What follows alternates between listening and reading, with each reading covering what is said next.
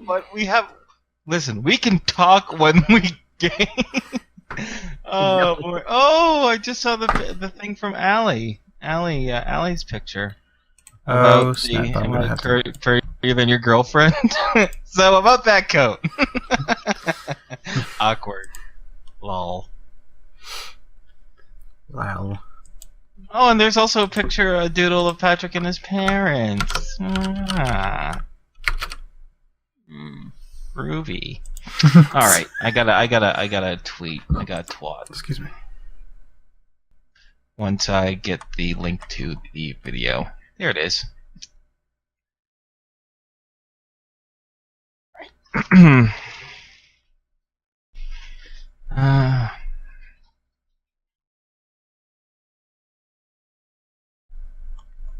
Alright, I need to make sure that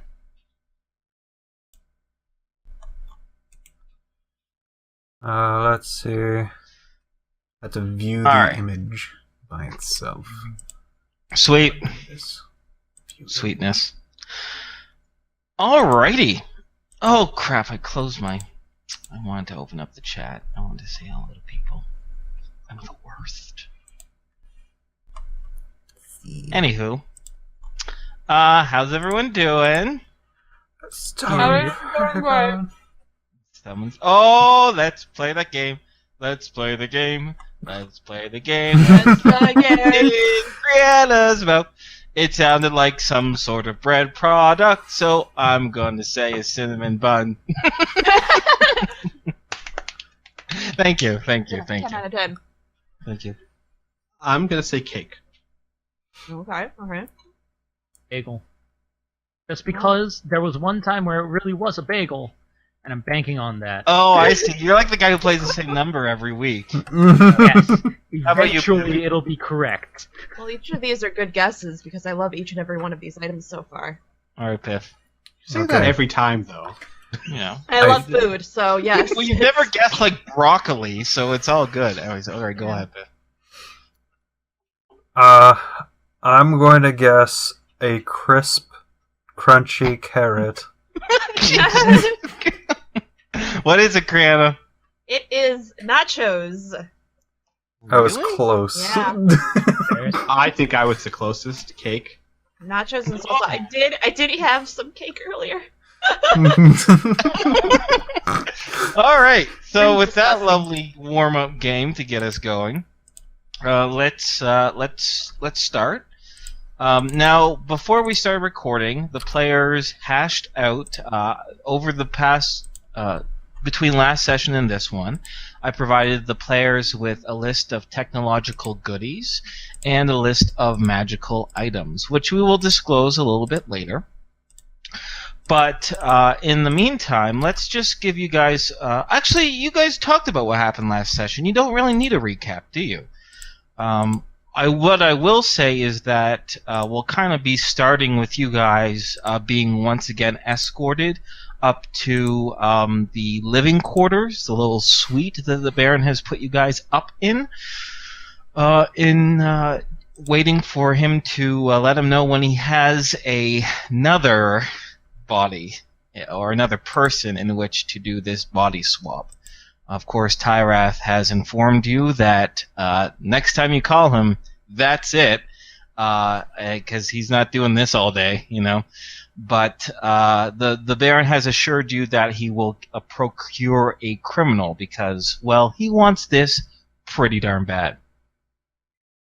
I would imagine so, yes.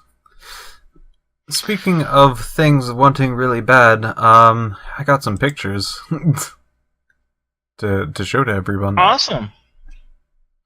I'm going to put them up now. Here you go. There's one from Allie. It was a picture of Tom and Girl has coat and Tom wants coat. Yes, Tom wanted coat. Moving on to the other one. There is a Patrick with Patrick Mom and Patrick Dad. It's very nice. Thank you. Sweet. Apparently there was some fanfic on the hashtag too. Ooh. But I didn't see it. Did you spell the word Riftyfell correctly, person who did this? I read it. Did you? Oh, yeah, there it is. Yeah. Short story. Oh, Birth of a Star. I have to read that. Yep. I completely missed I'll have it. to read it later too. Yeah, I I'm gonna read it. as a fellow Riffs It's fanfic serious. connoisseur myself, I would like to read. Squee, shut your face. Hey, Oh my god. that is a really. I quickly browsed through it and I saw a word in it and it made me smile. So I can't wait to read the whole I thing. know what word it is. Mm-hmm. Okay. So, with Is it- that, let me just kind of paint the scene a little. Oh wait, sorry. Is there anything else there, Piph? I was gonna. Is it void? Is that the word? What? No, it's not void. Void wasn't the word. It was a much smaller word for a smaller person. Oh. Or should I say, great being? Baby Lee. Oh, not Baby Lee. Anywho. Maybe Okay. Okay. So, let me just kind of set the scene, because you guys have spent a little bit of time in this suite before. Pretty much any time you actually had any prolonged stay over in the Inside Joke, it was in this suite. Once again, just to rehash, it's actually two floors that are kind of reserved for you. There is some security personnel, but who kind of monitor throughout the hallways, but they're not. They don't get in your way, and they're quite polite. One thing you have noticed, though, is that the amount of security has seemed to have doubled since you last appeared on this wing. You definitely see more people around who are armed, but they're just as cordial as they were before. As far as the suite itself goes, there is a large kind of a kitchenette and dining room area, a wonderful living room, some terminals set up for the interior link database of the Inside Joke, and individual rooms, up to 6 rooms specifically, more than enough for you four. So they're all finely decorated, well furnished, and very kind of similar in the style of what you've been sitting on in the Rhapsody, as far as the luxury goes. The staff, there's also some staff to answer any questions, to prepare some meals for you, or to help with any special requests you might have. Another slightly interesting thing of note, for those of you who are interested in such things, is some of the staff you do recognize their faces or their names, but about half the staff you don't recognize. Either they're new or they're on some sort of rotation, but there's definitely some fresh faces when it comes to, and I don't even want to say servants, because that implies that's their only job. They are personnel who work on the Inside Joke, but they seem to have some sort of domestic ability or really good with interacting with people. If you ever engage in any small chat with them, they would be like, oh, I'm third engineer for the starboard engine, or, this, that, and the other thing. Very few, with the exception of the head individual, is actually a professional butler who works with the Baron quite often. So I am willing to kind of go into a narrative space here now and kind of burn through a day or two. But of course, I'd like to see if there's anything you guys would like to do or anything you want to bring up during that time period. Oh boy.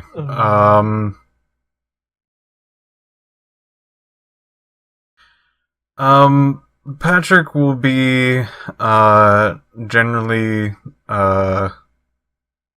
you know what? No. He's not going to be secluded in his room. He's actually going to kind of go around and visit others' rooms. Okay, all right. With the exception of some small pieces of furniture, the layouts are very, very similar. The beds are all pretty much the same size, although any sort of bedding, which is a kind of a plastic polyweave fabric, come in slightly different styles and slightly different colors, right? But the one Al's in has like a big, large cabinet. The one that Mila's in has a full-length body mirror. The one that Tom's in has like a surround sound stereo system, and the one that you are in has a personal computer desk that's connected to the link. But other than those minor differences, they're all pretty much identical. And the dimensions are practically the same as well. Very, very spacious. A solid 20 feet by 30 feet. Yeah, all right. Other than minor conversation, that's basically what Patrick's going to be doing. Cool. Patrick, why don't you roll me a D100, please? Okay. Thank you very much. Anyone else? And this can just be more flavor or whatnot. Sure. Al would I love spend flavor. Flavor's tasty. Al would spend his time taking one last stab at the databases, looking for possessions, demons, things like that. And I'm fine if he doesn't find anything else. It's just that this is what he would do. Of course it is. Also, I believe I called it grab a ball. Oh God, I forgot to refresh myself. But there is those quartz down below you as well. I can't remember if it was grab a ball or turbo ball. Damn it. I think it was grab a ball. Yeah, I'm pretty sure it was grab a ball too. That sounds right. Anyway, well, tell you what, Squee, I'd like you to roll me 2 D100s, please. Sure. All right, now don't you guys get jealous. You're both my favorite D100s. Mm-hmm. Except you. You're better. Okay. So, Al, while you are you're looking through the database itself, trying in different keywords, but you are coming across very similar articles that pretty much outline the incidents that happened in the Sino-Japanese space station, which is now a haunted wreck, if you will hear the rumors. Unfortunately, you don't get very many details. However, you do notice one thing from time to time. I'd like to say that you're not 100% constant staring at the screen, right? You take a break to get something to eat or to rest your eyes or something like that. Does that make sense for your character? Yeah, and he'd probably also take time to work out, of course. But yes. Cool, great. So during one of those downtimes, you do notice one thing that, well, thanks to your original training, you notice this, is that one of the personnel, he appears to be a youngish fellow, probably in his early 20s or so. He has auburn hair, a kind of a bit of what can I say? What is it? A 5 o'clock shadow or like some scruff on him, but the rest of him is very well dressed, right? You notice he keeps looking at Patrick very often. He doesn't constantly stare at him or anything like that, but you notice when he's cleaning up the dishes, he's catching glances at Patrick. When he's conferring with the head butler, he's passing glances at Patrick. The glances look, I don't know, inquisitive maybe. Curious? Okay. What is he like? Can I tell what it looks like his job is? His main. He function? appears to just be. He doesn't really have any sort of main function by the looks of it. While some are cooks and some deal with bedding, he seems to be kind of doing a bit of everything. Okay. But always in a supportive role. You know what I mean? Like he's always working with someone else. Yeah. I think Al would probably try and wait for a time. Or I'll say it this way. I'll tell you what Al would be looking for, and then you kind of tell me if you find something like this. A time when Al could approach him or approach near him as a means of doing something else. Maybe he's going up to a bar to get a drink or sitting down to eat. That first idea works just fine, actually. Going up to the bar to get a drink. They were cleaning some glasses, or I guess you could say some cups, because Well, I guess there could be glass up there. Anyway, he's cleaning up some cups with somebody else, but they've excused themselves to use the washroom, and you probably knows this is a good chance to get yourself a drink as well and kind of catch him by himself. He notices you head up to the bar, and he gives a polite smile, as everyone else does here that works here in this suite. Is this and for my knowledge, is this like normally a self-serve bar, or would I be asking someone to, like, him to get me a drink? It's either self-serve, or you could ask someone to get you a drink. It's entirely up to you. In addition, by the way, these people are optional assistants. You know what I mean? And obviously they leave when you guys are like ready to go to bed, or after like prime, like say dinner hours, or in the morning. You know what I mean? Mm-hmm. They're not there constantly all the time keeping an eye on you, right? They're there from time to time doing things, whatever, to make your lives easier, more comfortable, and more luxurious. You know what I mean? Mm-hmm. So, yeah. Al would go up and look at the choices for a decent period of time, and then kind of like, like do one of those things. And then he would say, "Hey, you've been around here a while. I drink way too much Star Kabosu. I need to try something else. Any suggestions?" He kind of pauses for a moment and looks deep in thought, and he says, "Gin blossoms are pretty good." Okay, I'll try a gin blossom then. And then Al like kind of goes and he stops and goes, "Which one's a gin blossom?" He kind of gives a bit of a smile. He says, "To be honest, sir, I'm not really much of a bartender. I was just helping cleaning things up. I can page someone for you, though, if you like." No, it's fine. I think gin blossom is this one. And he randomly grabs one.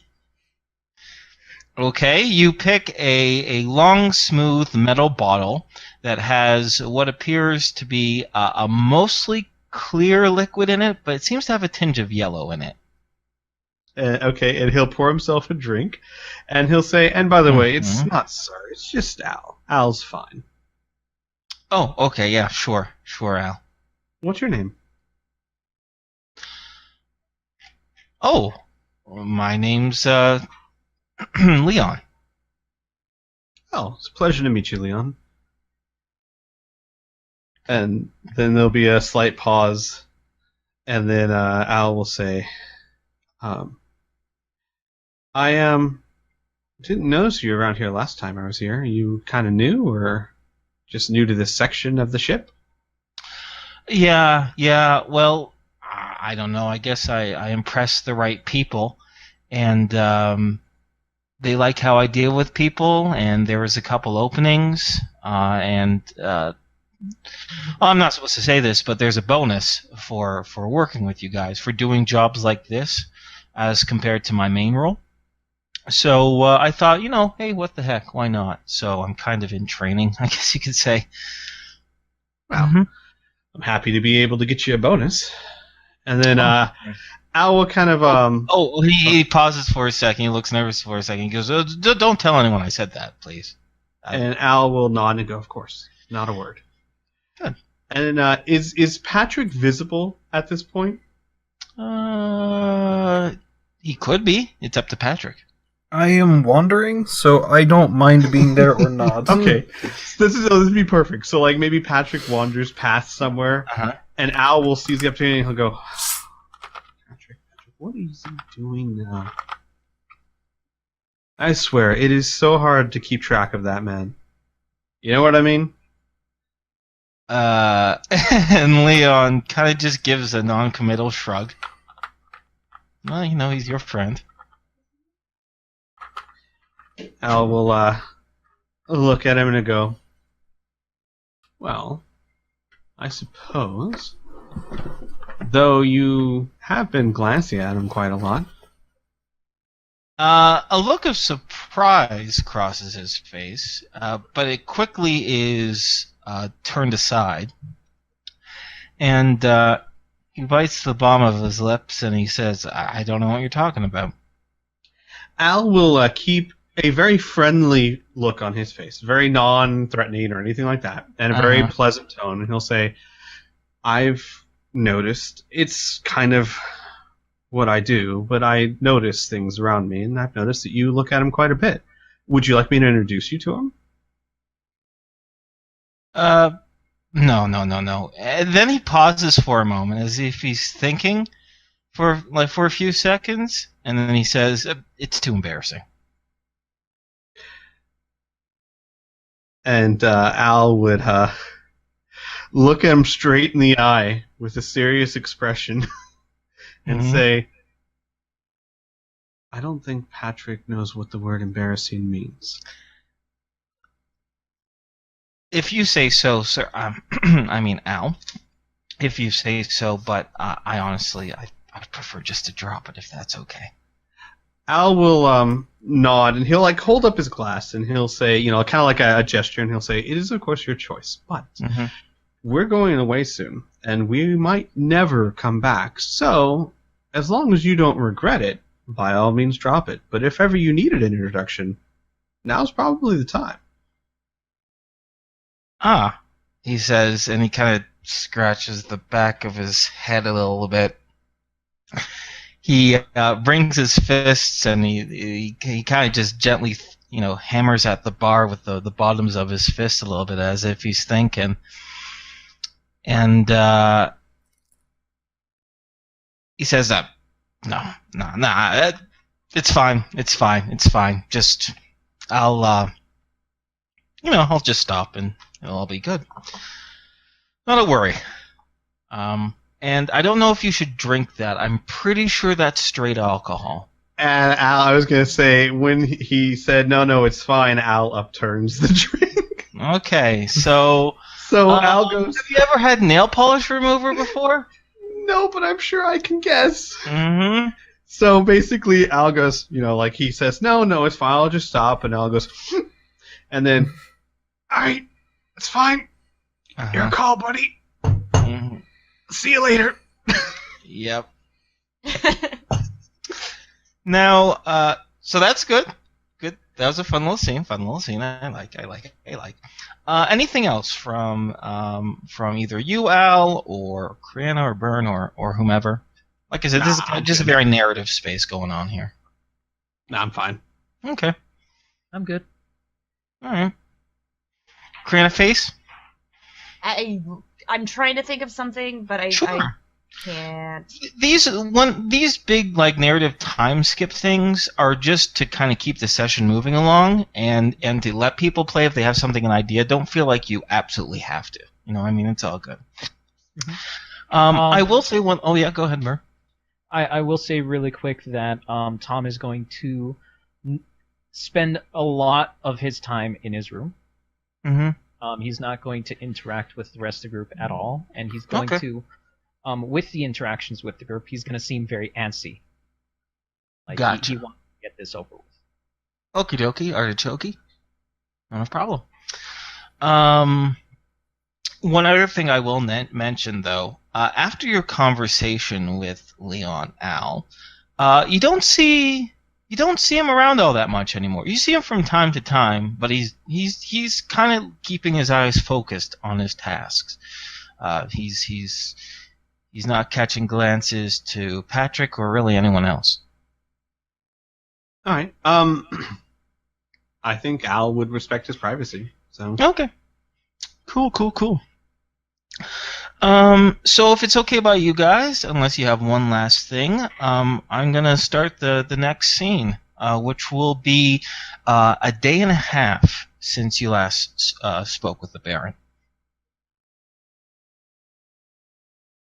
I'm all for it. Yeah, I'm all for it. Yeah, that's cool. Great. I just want to verify for timeline reasons. It's been about 6 days, or has it been 7 days since we were at the Rhapsody last? Let me think.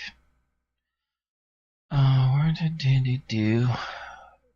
The same day you got over to Lacree, you were there for one night, which is just one day. Yeah. Then you got your butts up to the inside joke right away. It's been 2 days. It's only been 3 days. Well, there was the day that we had to wait for the first Baron meeting. Oh, yeah. and Okay, so after 4 that, days. He had us sit for about 4 days. Okay, cool. Yeah, 4 days. Well, it'll be about 4.5 by the time you meet with the Baron. Okie Sounds dokie, good to me. artichokes? Okay, cool. Oh, good old time. Love it. All right.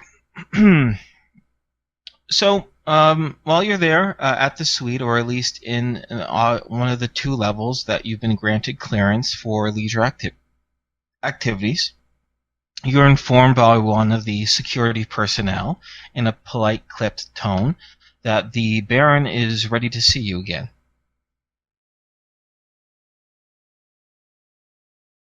Sounds good to me. Mila will acknowledge it, but go back and start coloring. Okie doke. Al will just nod. The security personnel, she clears her throat, and she says, would you like to follow me then, please? Sure. Okay. Mila remains coloring. By the sounds of it, Mila is not going to be following this woman, correct? Correct! Okay. You guys would only take a few steps before you notice that. Let me think. Well, if Al would think it's important for Mila to stop her coloring.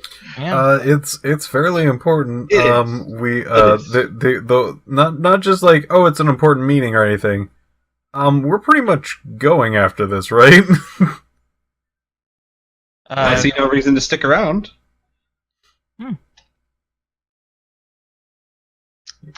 We don't.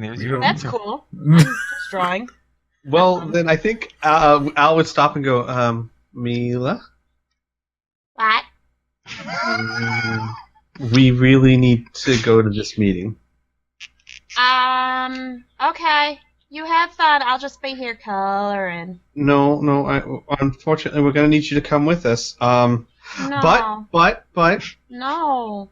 you could use my back to hold the No! pencil while you draw. Hell no. I don't want to go. But Mila, we're leaving after this. I'll come afterwards. Al just kind of looks at the others helplessly and shrugs. The security personnel is not amused. Would you like to wait outside the Baron's place? Would that be okay? Maybe. I'm sure there's a nice waiting room near the Baron's place. I'm sure he gets plenty of people waiting for him. Is that right? Are you asking the security person? Yes.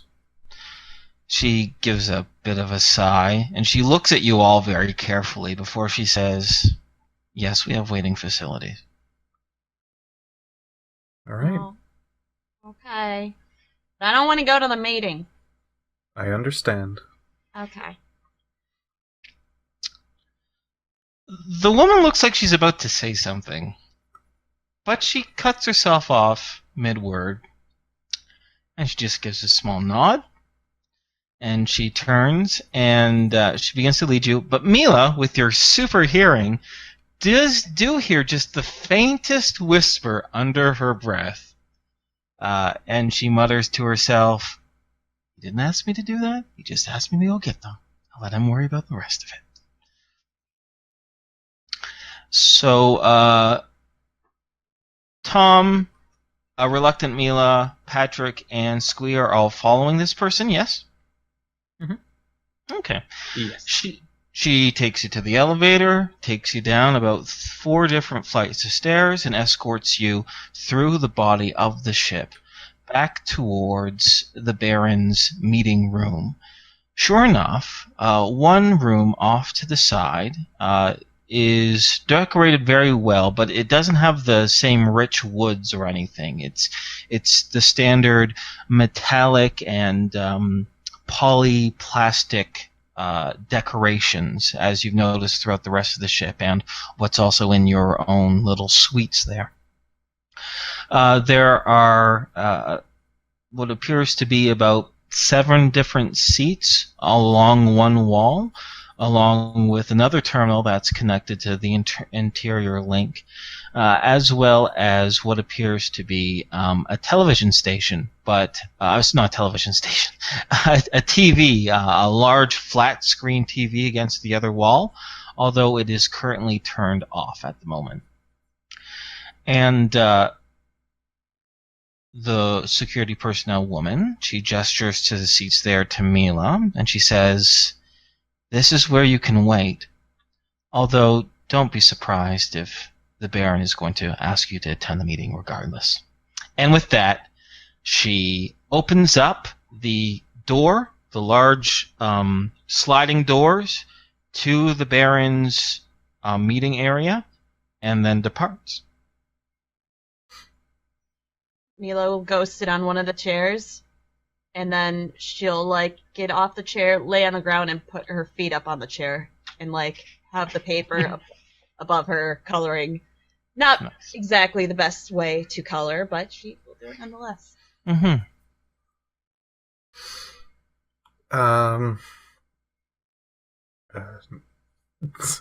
After Patrick watches Mila get comfortable, he looks to the rest of the group and asks, shall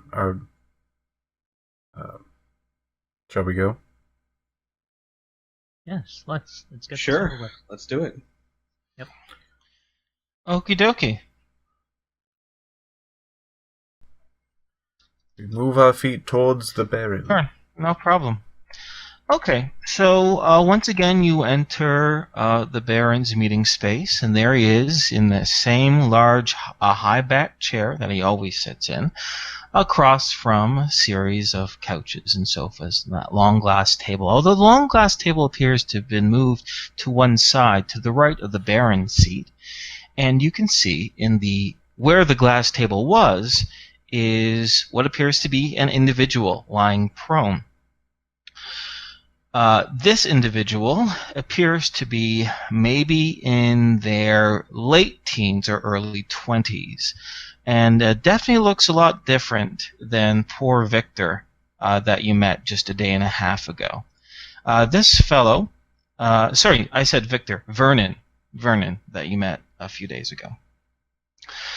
This individual looks to be standing about 6'3", a very powerfully built man, a very athletic body. He's wearing what appears to be something in the style of a was it an undershirt? You know those, they call them wife beaters. I hate calling them wife beaters because that's such a, you know what I mean, it's such like a beating phrase. Tank top. It's such a wife-beating phrase, yeah. It is a wife-beating phrase. All right, anyways, but a tank top. We're kind of wearing it's something styled as a tank top, not exactly, of course. And just a pair of black pants.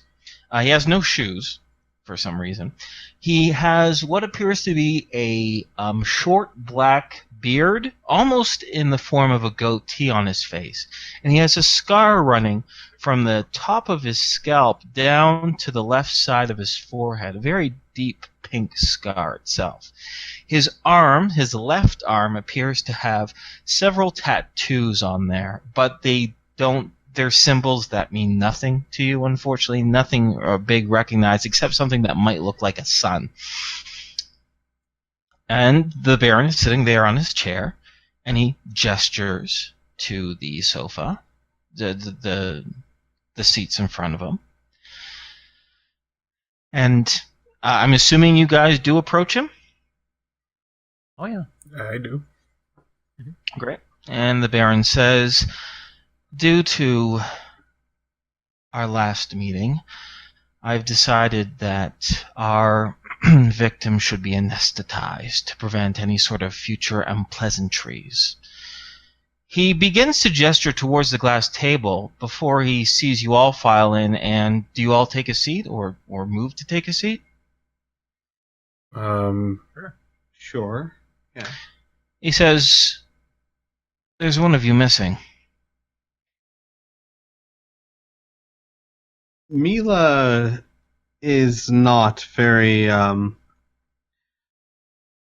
comfortable at witnessing what's about to take place. She's outside in the waiting room. He kind of gives a bit of a sigh and crosses his thin arms. And he says, Is she integral to this transference? No. I see. Well, then I suppose there's no harm in it, although, he says, he looks at you with pale eyes. Give me a moment. And he pads a few buttons on the armchair, his right arm of his chair. And you hear a small ding-ding sound come up, and he says, Gothina and Jax,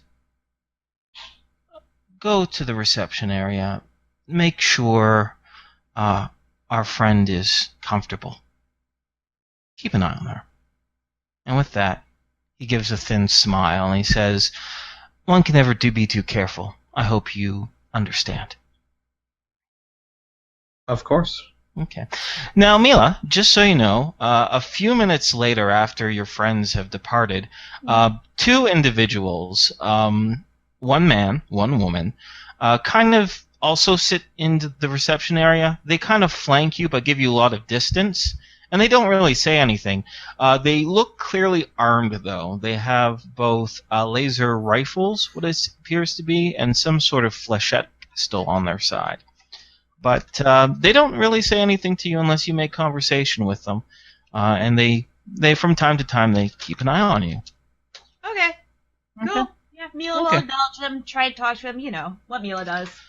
Okay. Well, actually, if you like, we can switch back and forth a little bit if you really like, if you really want to get your role play on. Okay. I mean, I'm but totally fine with that. Cool. But for right now, I'll go back to the main group if that's groovy. Okie dokie. So, with that, the Baron will gesture to the glass table that's now to the right of him, and there's going to be a data pad on it. And he says, that data pad should have all the credentials of our friend here, and he looks down at the incapacitated body, and hopefully it'll be very sufficient. Al will reach for it unless someone else does. Oh no, I wouldn't dare. I'd be pulling back a nub. I'm not going to do that. Shit. Al will reach for the data pad then and browse the contents. All right. Browsing it, it appears to be a Leitka Station criminal report for a fellow named Brendan Vorcha, a.k.a. Brendan... Sorry, did I say Vorcha? Mass Effect. Varocha. Brendan Varocha, a.k.a. also known as Brendan the Grin. And it appears to be a male who is 22 years old. And in his 22 years, he seemed to have racked up a considerable amount of felonies, at least to Leitka Station. Known for the criminal's activities include 7 counts of assault, 3 accounts of sexual assault, 1 assumed murder, and 2 uses, which is very strange to you, 2 uses of misuse of oxygen. He has been sentenced to pretty much, they tried forced labor on him, and it appears he escaped 3.5 years ago, and they sent him to life imprisonment until the powers that be at Leitka Station decide on his fate. You also notice at the bottom that he was scheduled to board a prison shuttle About 23 hours ago.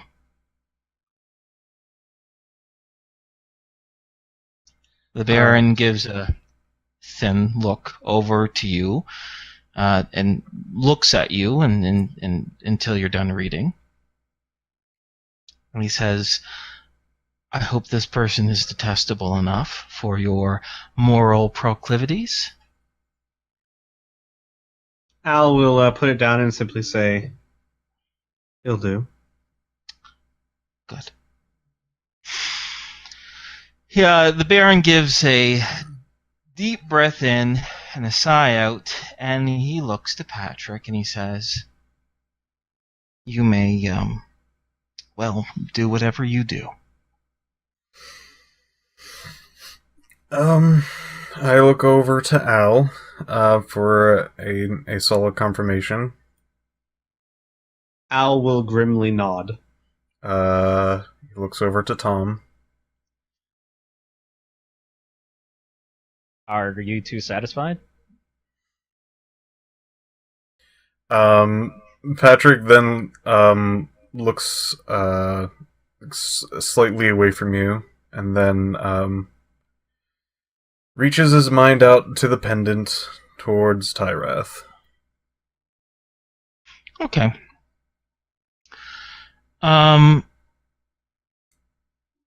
Sure enough, it takes a few more seconds than usual. Most of the time when you reach out for Tyrath, you feel his presence nearly within a few seconds. But this takes a good solid 20 seconds or so before you hear his rumbling voice ring out. Kinsman. Tyrath. It seems that we have acquired a vessel that we approve of. Good. Prepare yourself. And with that, the connection disconnects.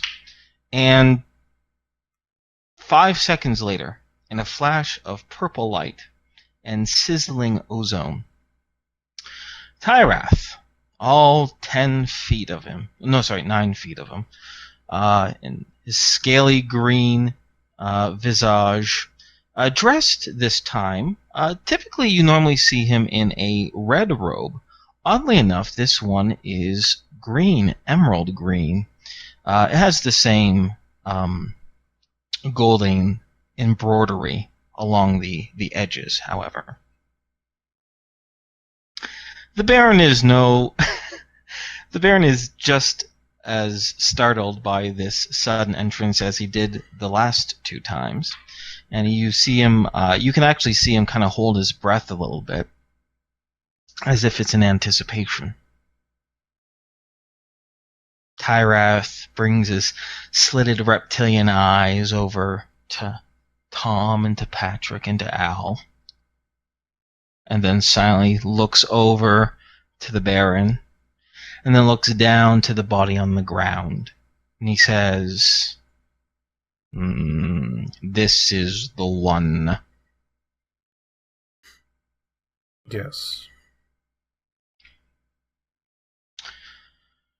From inside the green robe, a hidden pocket, emerges that black gem, that same dark black gem that you saw him procure in Splin. He plods over to the unconscious man, Brendan the Grin, and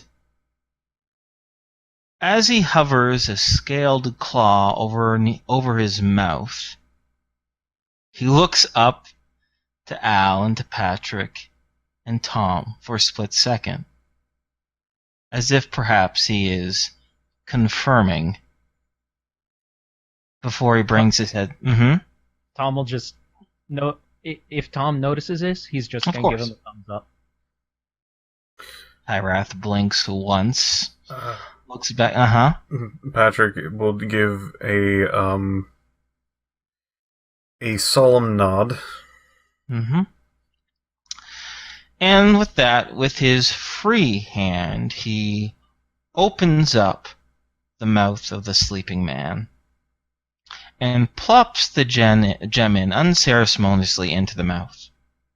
He begins a low, rumbling, beating incantation, words that you scarce recognize and are quickly out of your mind, for it sounds like nonsense.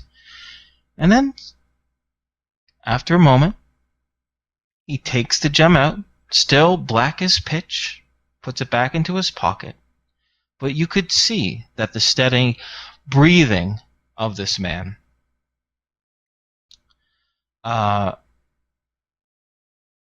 has stopped completely.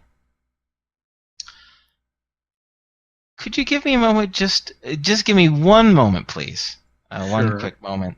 I have to take care of something out of the game. It should only be a moment or two. I'm sorry about that. No worries. I'll take this time to just run to the restroom real quick. So, perfect. Yeah. Bathroom break. I know this is like right in the middle of the bloody body transference, but no, it's fine. I've been thinking to myself, God, I really have to poop. Oh well, great. I'm glad. TMI. I'm glad. Yeah. It's interesting phrasing. Like, you don't have to poo, but to. Yeah. I have this need. This need is to poop. Alright. Awful. Okay, I'll be right back. Break for all. Grab some beverages. Get a hot dog down at the vendor over there. If you could. He's a nice man. You can go ahead. Get some pretzels. He sells lottery tickets. Yeah. You can win a t-shirt launched at you through a cannon. That. Yeah.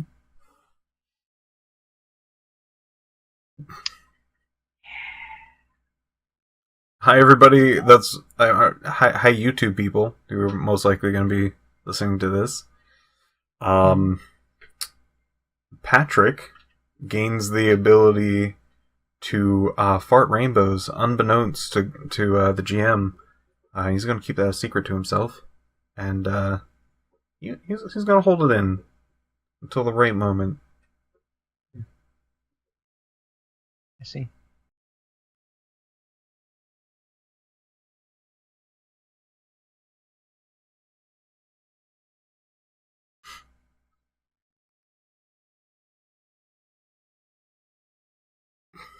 So,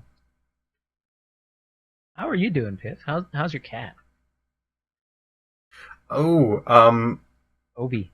did you hear that he tried to walk on my food? Oh yeah, I remember that. Yeah, he walked on my food. He's not allowed near me at the moment because freaking he doesn't understand boundaries to a point where he will walk on my food. Pay attention to me, meow. It's not even like you're standing next to my food and went meow and I was just ignoring it and he walked on my food. No, I'm like I pet him and then he was just sitting there on the bottom of like the chair, went meow and then like stretched his legs up to look over to my lap, saw that I had food on it and quickly leapt up towards my food and stood on it. I'm like, what? Why? Why would you even do every that? Cat. That was lava, Piph. I mean, it was freaking like hot pizza, and he freaking walked on it. I don't think most lava. cats He do had to that. get a taste. I didn't. Gotta taste some pizza. You didn't even try to like eat it. He literally just walked on it. Well, You would think the cat might actually try to grab for some food. I can understand that, but standing on it? Why? It's Cat, hot, why? greasy pizza. Like, the one thing a cat would probably not want on it is freaking hot grease. Freaking tell you, started walking on it. Like, Lena loves, like, the most, like, she loves pizza. She loves chicken. She loves all of the human disgusting the foods. human food. Does she like to walk on it?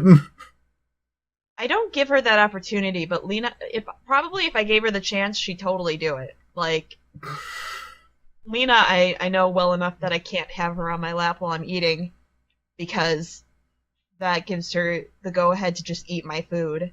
Mhm. And that is not okay in my book. That is Right. my food. She needs more discerning taste, like Logan. Is Logan super picky? He is above human food. Oh yeah, that was The only- Zell. He's above Zell was human just like that. food. Yeah. Yeah, the only human food he will deign to grace his presence with is either tuna fish or greens, like lettuce or things like that. Yeah. Your cat's weird.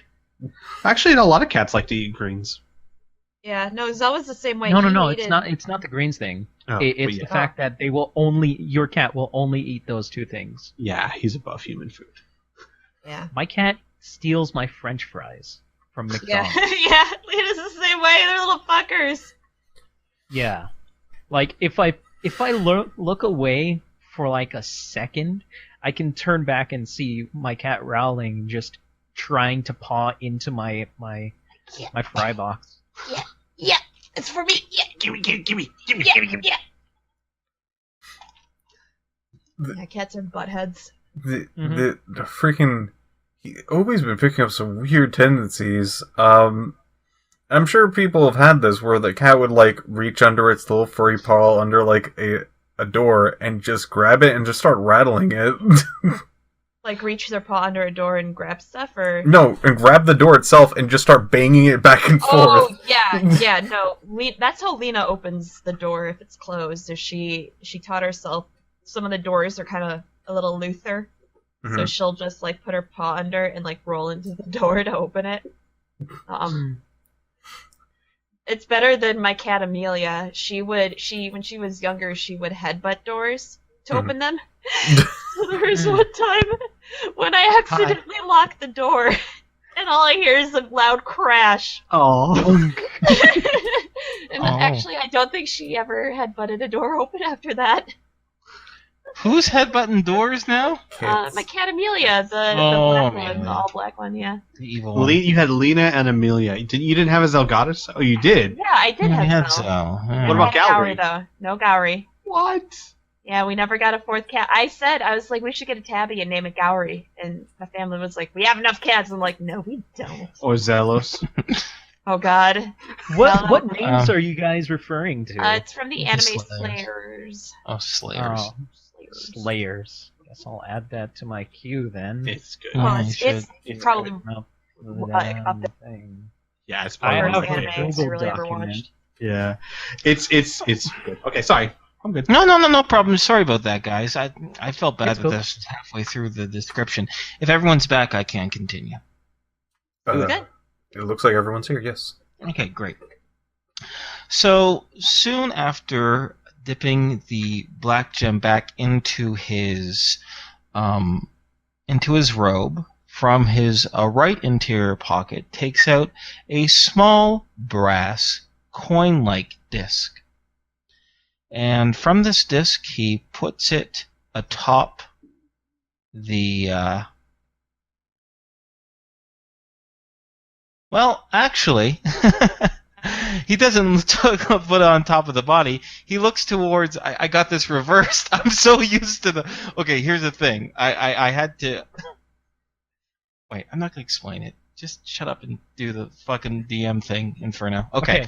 So what really happens? No, not really happens. It's just last time I did this, the discs were on the bodies, but you guys couldn't see what was happening because you were the ones with the mind transference. So I just reversed it. So my bad. So he keeps the copper disc in his hand, and he looks to the Baron and he says, "You will have to lie down."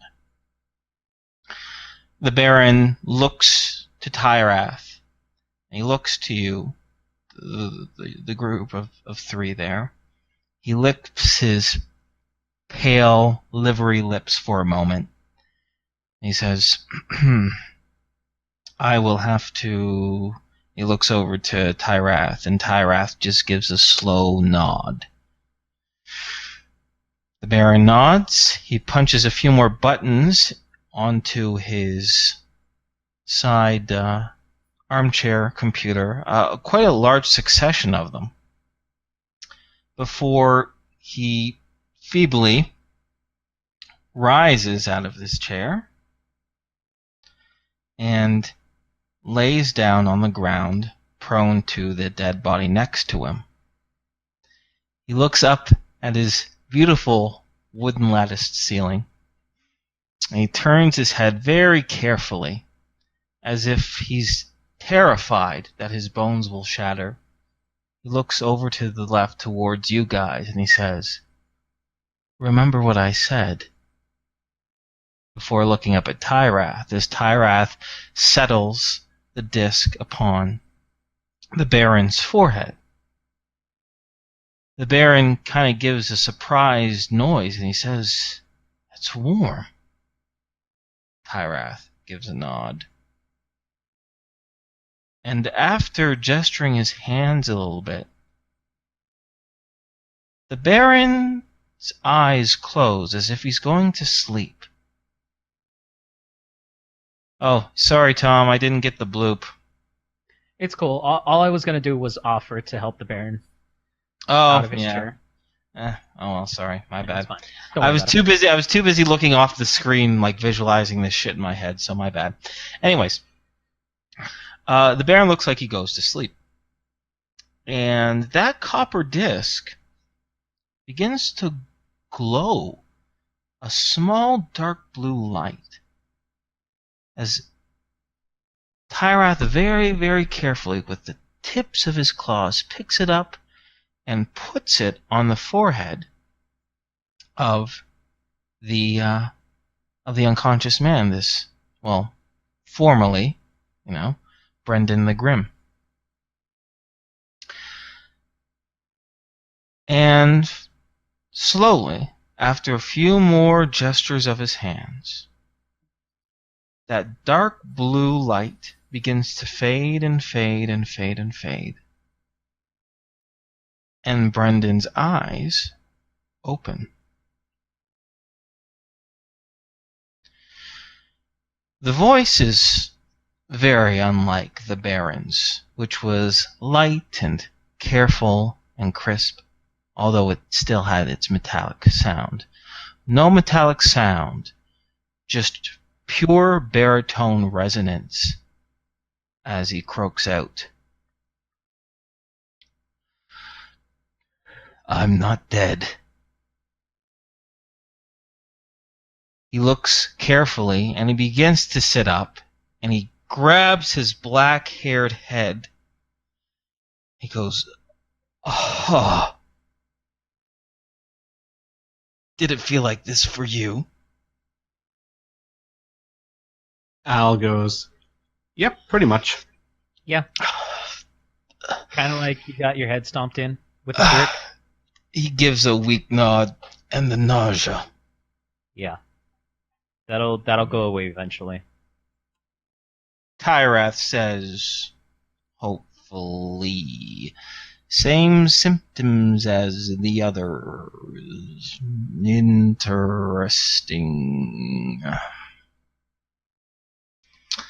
As the Baron is still sitting there on the floor, Tyrath looks towards the rest of you and he says, "The boon is complete.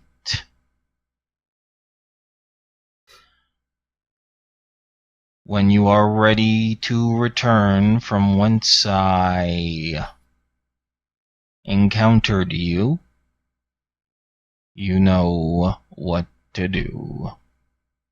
And with that, in the flash, Tyrath is gone. Am I good to continue here, or do you want me to switch over to you there, Mila, and have a little role play with Jax and? Nah, just go on. You're good. Please continue. Okay. Yeah. All right. Sure. Can I say something really quick before Sure. Tyrath disappears? Of course. Right before he's getting ready to disappear, I say, "By the way, Tyrath, love the robes." They'll give another thumbs up. Tyrath gives you just a small dismissive look before he disappears. Apparently, the humor has been lost on him, or he was occupied. Really though, they looked good. I And don't think he likes me, guys. All right, that's it. And well, I'll call him the Baron, although he doesn't look like the Baron anymore. He turns to the right, and he's just staring at his old lifeless body. And he says, I almost thought this was too good to be true.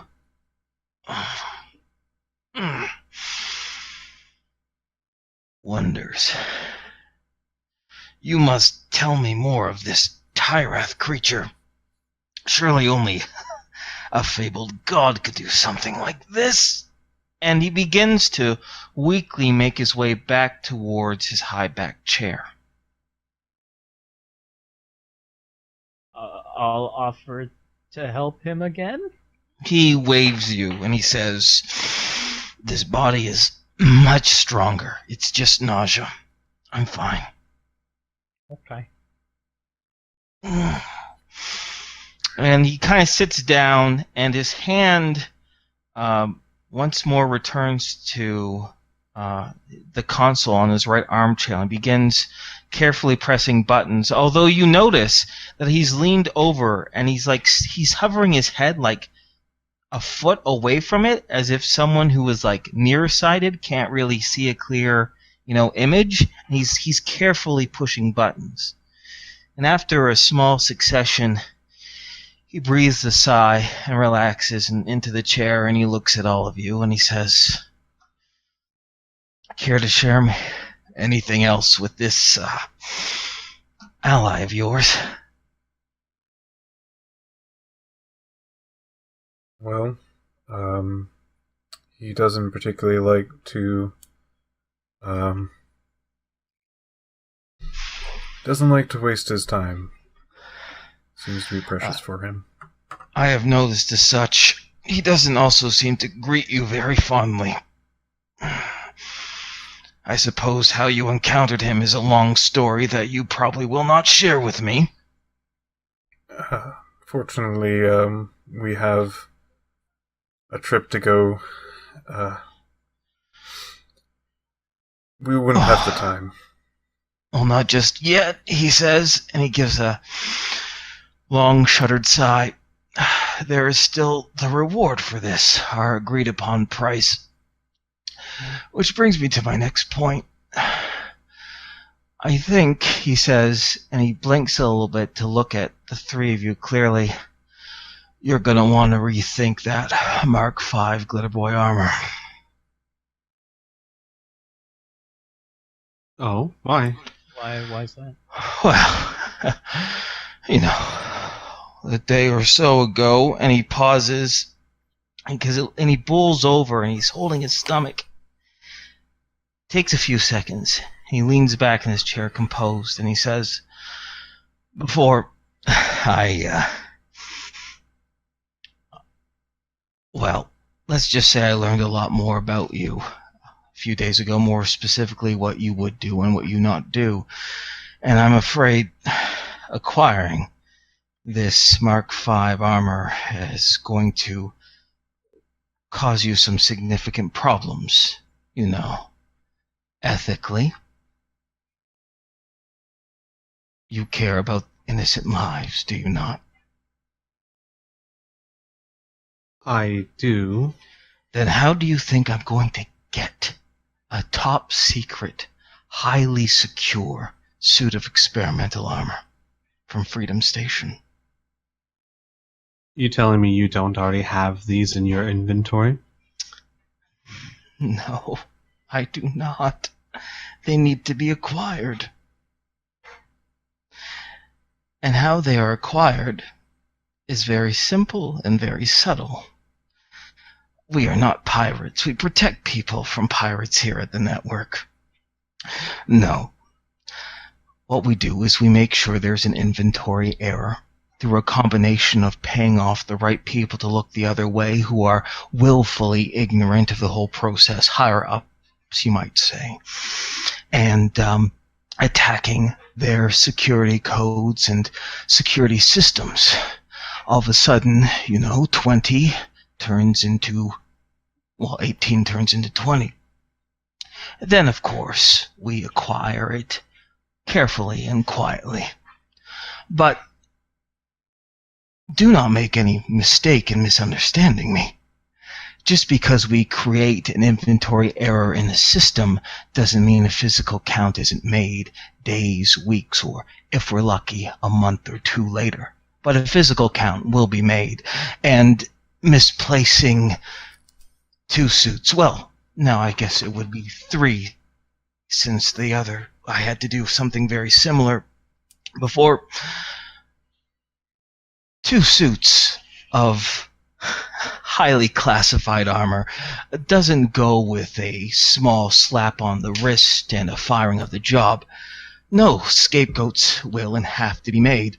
And these scapegoats, if they are lucky, will face a lifetime of imprisonment. But if there is a whiff of treason, or God forbid, the thought that crosses the mind that these have been sold to, say, the lunar colony, then these same scapegoats may be executed. And it's not just 1 or 2. I imagine, the poor innocent folks, the IT professionals, the dock workers, the shift supervisors, they all will be made examples of. And they all understood the risks, but they are innocent. So, shall we ruin some lives together, or shall you reconsider that?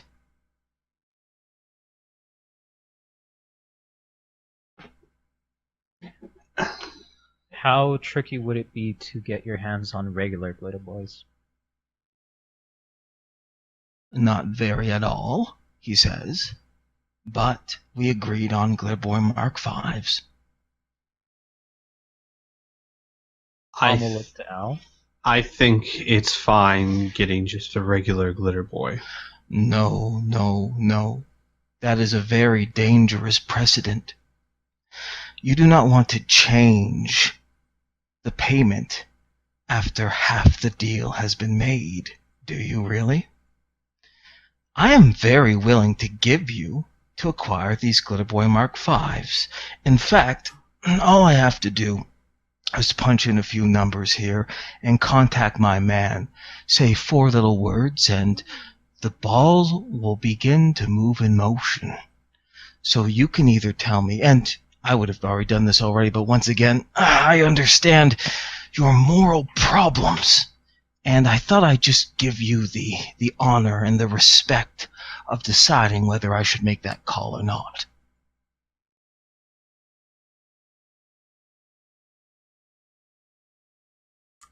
So you're trying to tell me that it's that or nothing in that regard? I'm trying to tell you that I am very willing to pay you everything that we agreed upon, but if you want to stop me from acquiring 2 things, then we can do so.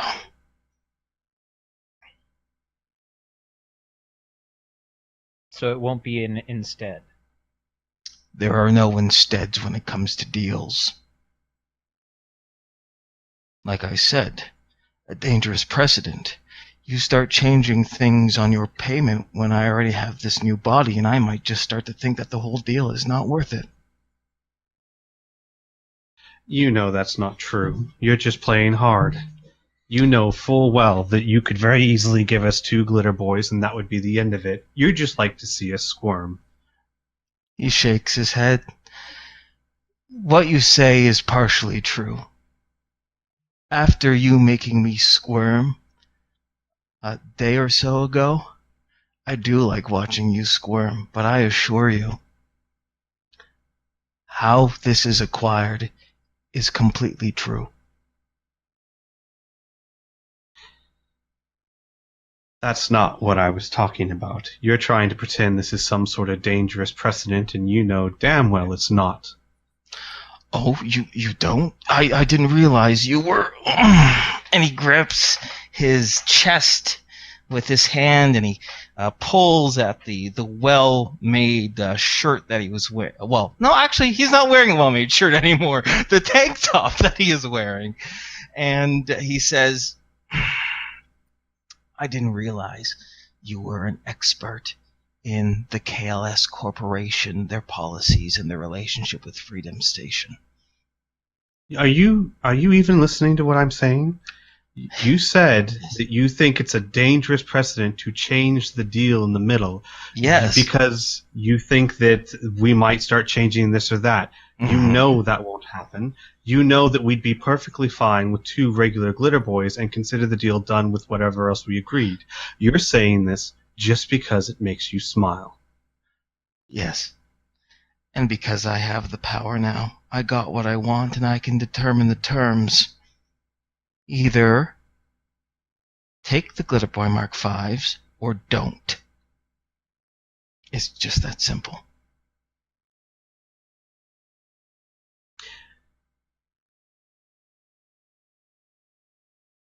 Okay, out of character. As players, I have a card I can play, but I'd rather get player approval before I play this card. Because I'm not sure. We could just say no. What's the card? What's the card?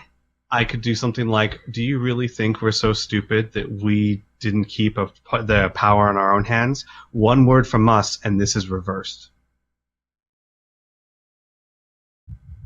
And of course, Tyrath didn't tell you. Why would we have him tell you that?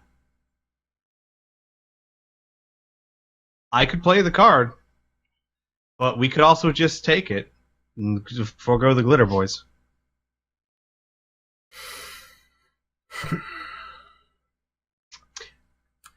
Because personally, as a player, I don't like being played like this, but it is kind of a risk. It is a risk. It kind of just deserts for what we did before. No, it's not. Because we already, he already was just like, I don't like what's going on. I'm going to remove blank amount of magical items from the thing. And that was the downside. It was a pretty hefty downside. Yeah. Him pulling this... He's taking an offer that's obviously less than what he actually asked for. It requires general less things for him, I think.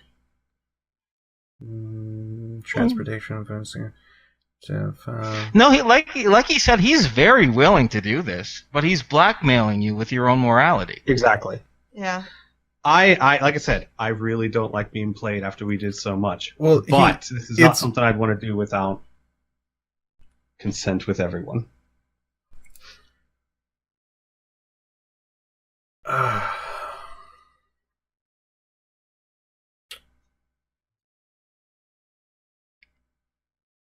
I support you in this decision. Fuck that guy. You know what? Yes. Do that. Alright, Burn?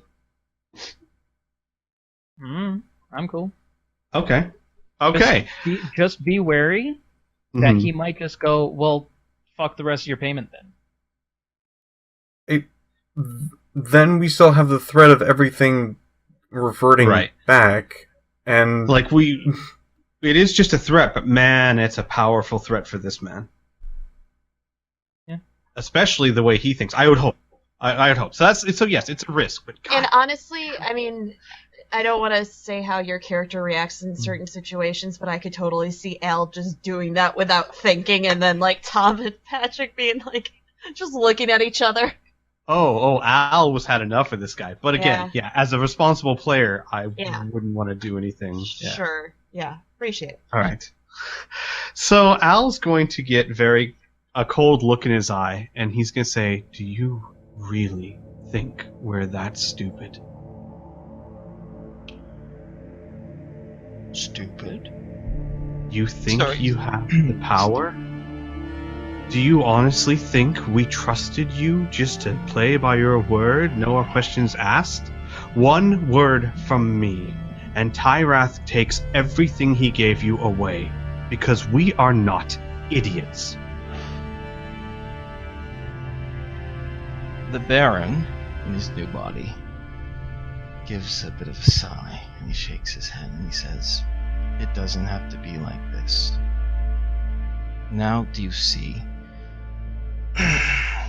I'm trying to teach you a lesson. I want us to be partners for a long time. I'm trying to teach you how dangerous morality is. And now you are threatening me. You Very interesting. are trying to go back on our deal. You are trying to... I said many times I am willing, I will, and he brings his hand over to his console.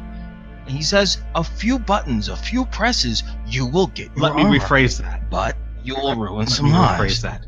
You're fucking with us. After everything we've done for you. I quite frankly don't need you to teach me about morality. I'm aware of all of it. And I don't need you to treat me like some child. The Baron begins to press a few buttons. Go ahead.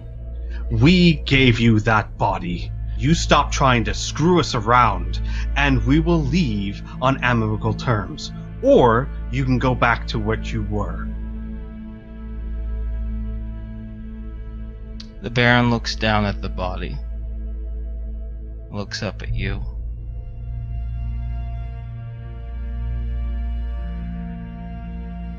He pauses. He doesn't say anything for about 5 seconds. He stares at you, Al. His brown, crisp, clear eyes staring right at you. It's 10 seconds.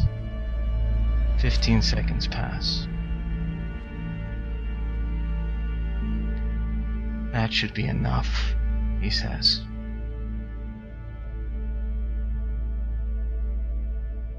From the door behind him comes 7 individuals, all heavily armed. The Baron points at Patrick and says, him. If he moves a single finger, kill him. And if he speaks a single word, he points over to Al, kill him next.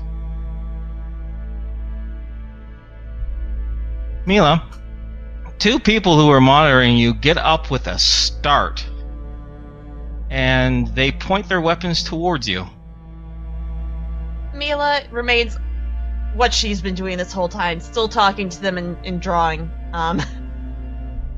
Seemingly, she kind of like gives them a weird look as they're pointing their weapons at her. And she's like, oh, that's kind of weird. Anyways, I was talking about Jackie and blah, blah, blah, blah. Okay. The Baron presses a few more buttons, and 2 turrets descend from the ceiling. I do believe you've made your point.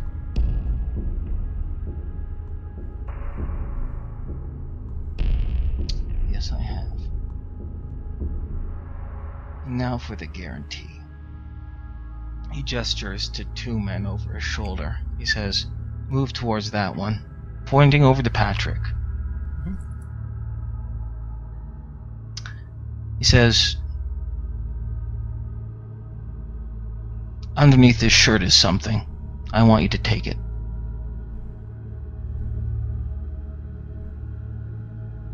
The men they nod at Baron, with the other 5 still pointing their rifles at you 3. And the 2 men walk towards you, Patrick. Since this doesn't require movement, I'm going to talk to Tyrath. It's only a second or 2 when he says, ready already, kinsman. Yes.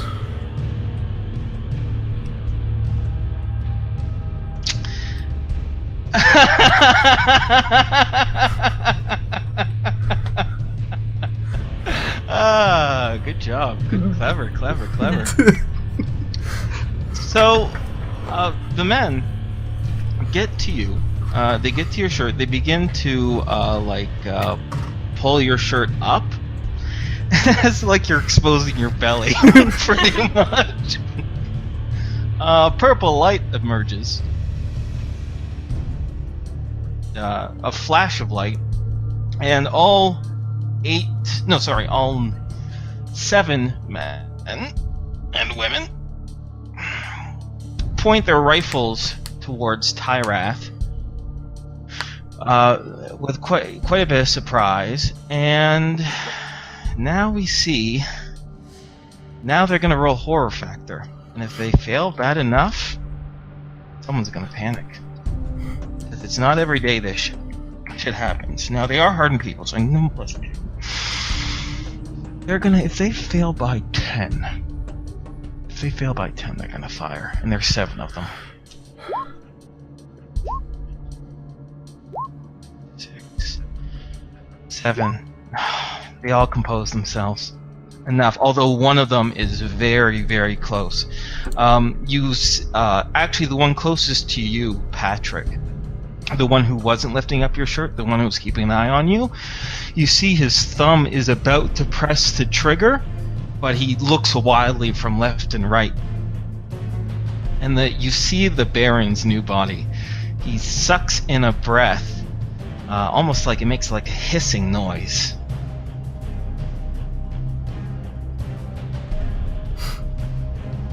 Tyrath. This dinosaur stubby maw looks from left to right at the situation, and he says, "Things have changed since I left." A few things, Tyrath. It looks like when I was trying to depart, these nice men pulled some guns on us. But Tyrath, stretches a leg a little. Stretches his neck a little bit. I was just about to get to Mila.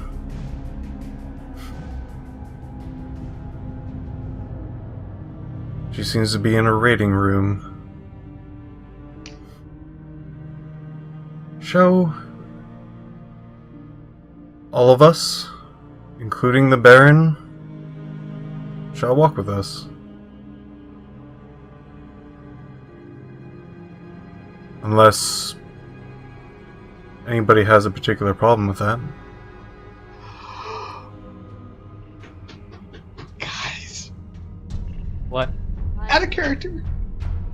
I know how to screw the Baron over. I'm already doing it. Okay, then let's do it this way. Said something. Out of character, yeah, I'd like to know what your idea is, because it's probably mine as well. What? Oh, I for the most part, anybody who actually sees Tyrath, they're going to see Tyrath, which is not only a bad thing in most cases, where the Baron actually wanted people to die because of that, but if the entire, particular ship finds out this is going on, there might be more than one consequence. Mind you, that's not even the end of what I was going to do. Okay. That's a new one. I have another idea too, but I want to hear what yours is first, and we can definitely do what you just said.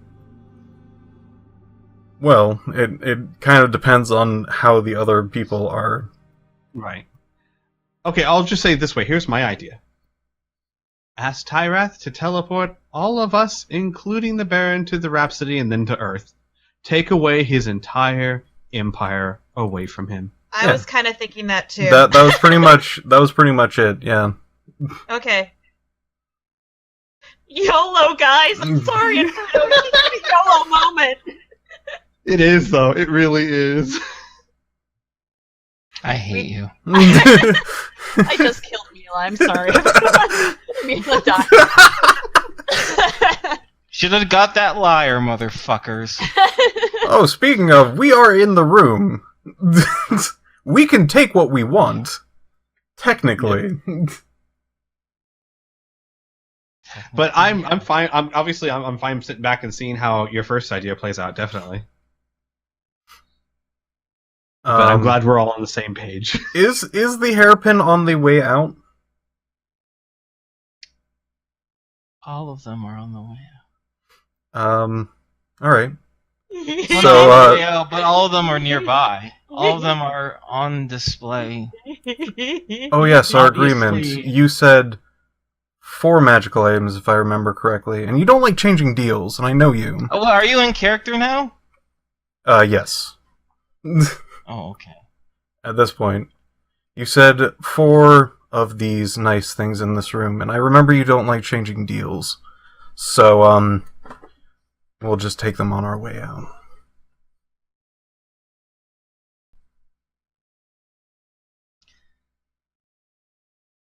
The Baron grits his teeth like a scared, furious animal.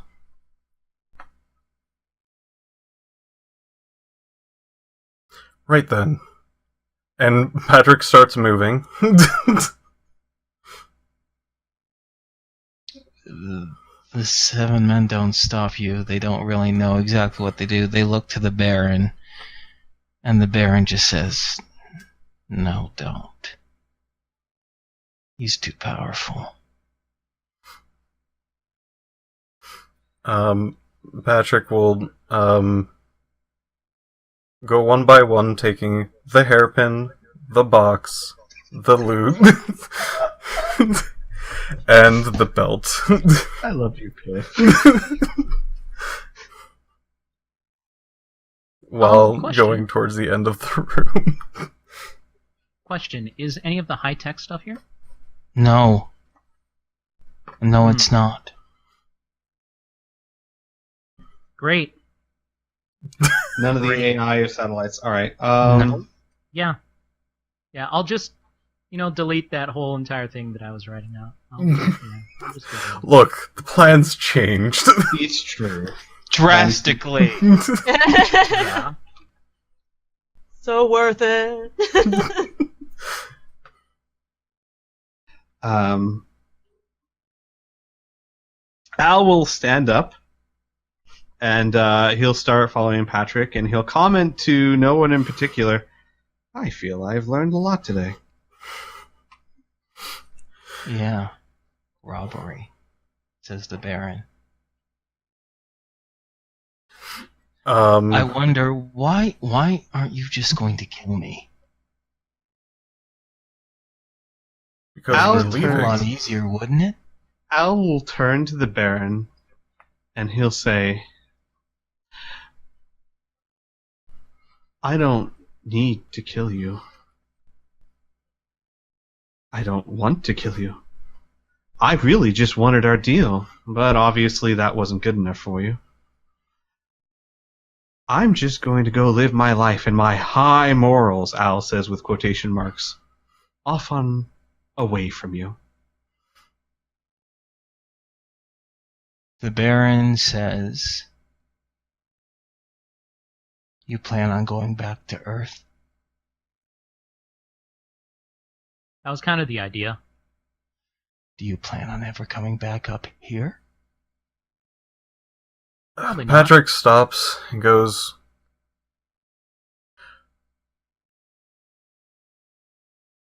we're gonna go to Mila now. Before you do, says the Baron,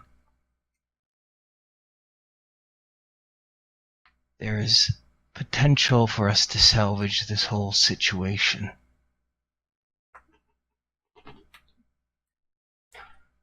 You have your power and I have mine. And for the first time, I want a negotiation on equal terms. You take Earth, I stay in orbit, and may our never two territories interfere with each other. If you do that, I'll have all my men disarm. I'll let you go in peace.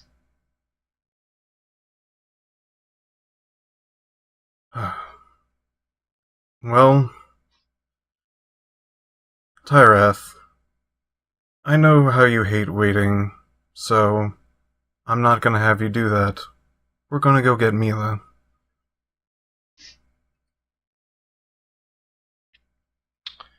Tyrath gives a nod and actually gives you a gesture to lead on. The Baron fumes at all of you.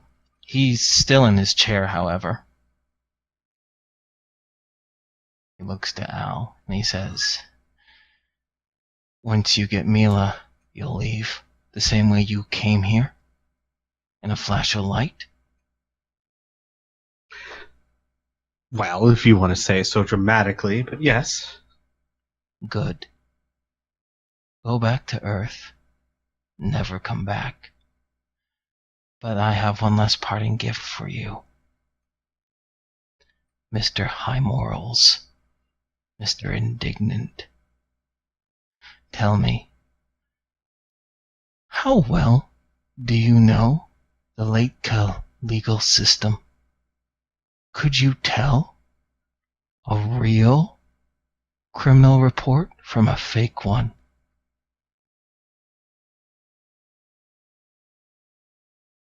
He leans back in his chair. Safe travels back to Earth. Al starts walking away and goes, "Good luck with the dementia. I give it about 6 months or so. But hey, we managed fine. I'm sure you'll do swell." Roll me a D100, please. Sure. You're trying to intimidate him with the dementia. I want to know if he's going to buy it. How much do you succeed by? 32. Wait, no, I'm sorry. God, 75. So yeah, 32. 32, yeah.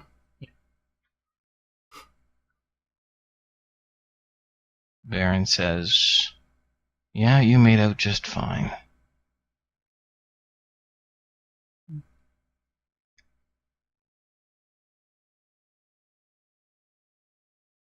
Can I say something? Of course. Can I be the last one out? I don't mind.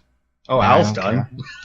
I don't care. I'm gonna- You just have the men are now kind of surrounding the Baron with like 2 rifles, like with their rifles, but they're kind of like up in the air. They don't know what to do with them. And the Baron's just, oh my god. You know, you've got some pretty stink-eyed looks, you know, from Nathan and from other people. Oh, but he's this guy fuming. fucking hates. Oh, he fucking hates you so We much. have a new Nathan. Yeah. So Tom is going to lag behind a bit. And the rest of them are going to kind of move on forward. He's going to turn around and say, "I'm very sorry that we couldn't come to a real agreement. I know the pain that you're going through right now, and it should alleviate itself in the next few days." And then with that, he'll just bow his head and start turning around again. Cool. You see the Baron as you're about to leave. When you see that, you see like his arms and his legs is like shivering, like he's super cold. But that's about. He doesn't say anything in reply. So out the door comes like Patrick and Al, and then holy shit, a giant fucking lizard thing. The 2 people who have their rifles on Mila spin them around to Tyrath, and now they get to make their horror factor checks. Oh, and they both barely make it. They don't fire right away. Actually, one of them drops their rifle because they both failed their horror fact. They just didn't panic so much as to fire blindly at this thing. One of them drops the rifle, while the other one is the woman. Her eyes are like as big as saucers, and she's backing up, and she's like falls back into the chair, and her rifle's still kind of looking and jittering over at Tyrath. Mila looks up and says, "Oh, hi, Tyrath." Guys, do you mind if we go out of character again real quick? Mhm. So if we believe the Baron, he lied to us and didn't keep his part of the bargain. What part of the bargain? The bargain that we renegotiated saying you must get a criminal. If he's telling the truth, he didn't I get know a criminal. that. We know that. Right. He So played us again. I'm still all for No, we teleporting him with us to Earth. We're gonna have a battle on our yeah. hands. Does he Yeah, have to be with us? I am way okay with this. What, Does there he won't have to be be, with us, or huh? I Does he don't think Tyrath would need him in sight. I would hope. Well, you have to ask Tyrath too. yeah, yeah. Okay, we could quietly say, okay, yeah. Patrick, you wanna?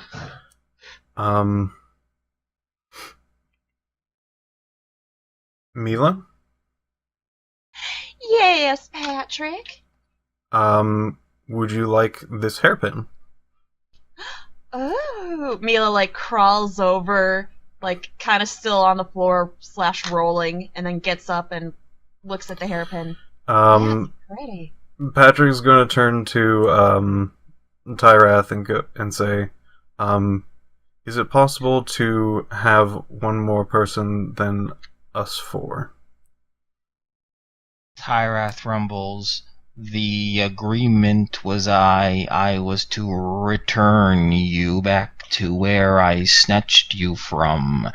And then when we were in Splin, we negotiated for an additional use of my teleportation abilities. There was no mention of another. Oh, not another teleport. Another friend. Tyrath shakes his head slowly and says, "That will require another favor. But as you said, I am not the most patient creature."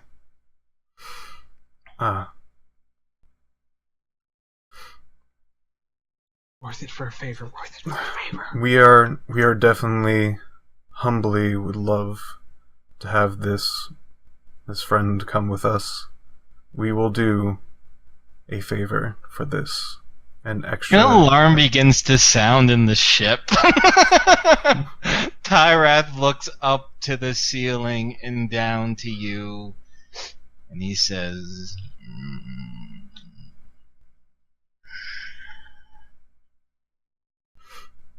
If not, I can "Which understand. friend?" The one we gave a boon to. He did not seem friendly. No. You said he was about to shoot you. Brings up a good point. Yes, he has wounded us with a such a thing. To be honest, Tyrath, I am looking forward to revenge, let's just say. Revenge. Yes. Oh boy. Now I have to think about what Tyrath would do. Whether he would give a shit or not. Or that whole idea interests him. And it depends on how interesting you guys are being right now. How interesting are we? I say with cat eyes. Ew. Where'd you get those cat eyes? Put them back. Ew. No, Poor Yeah. kitty. Yeah. Come back and Logan. they're on my keychain. Interesting. I'm not going to leave it up to a dice roll. That's too random. It's my discretion. It's my discretion. I got it. I got it. I got it. Don't worry about it. Not don't worry about it.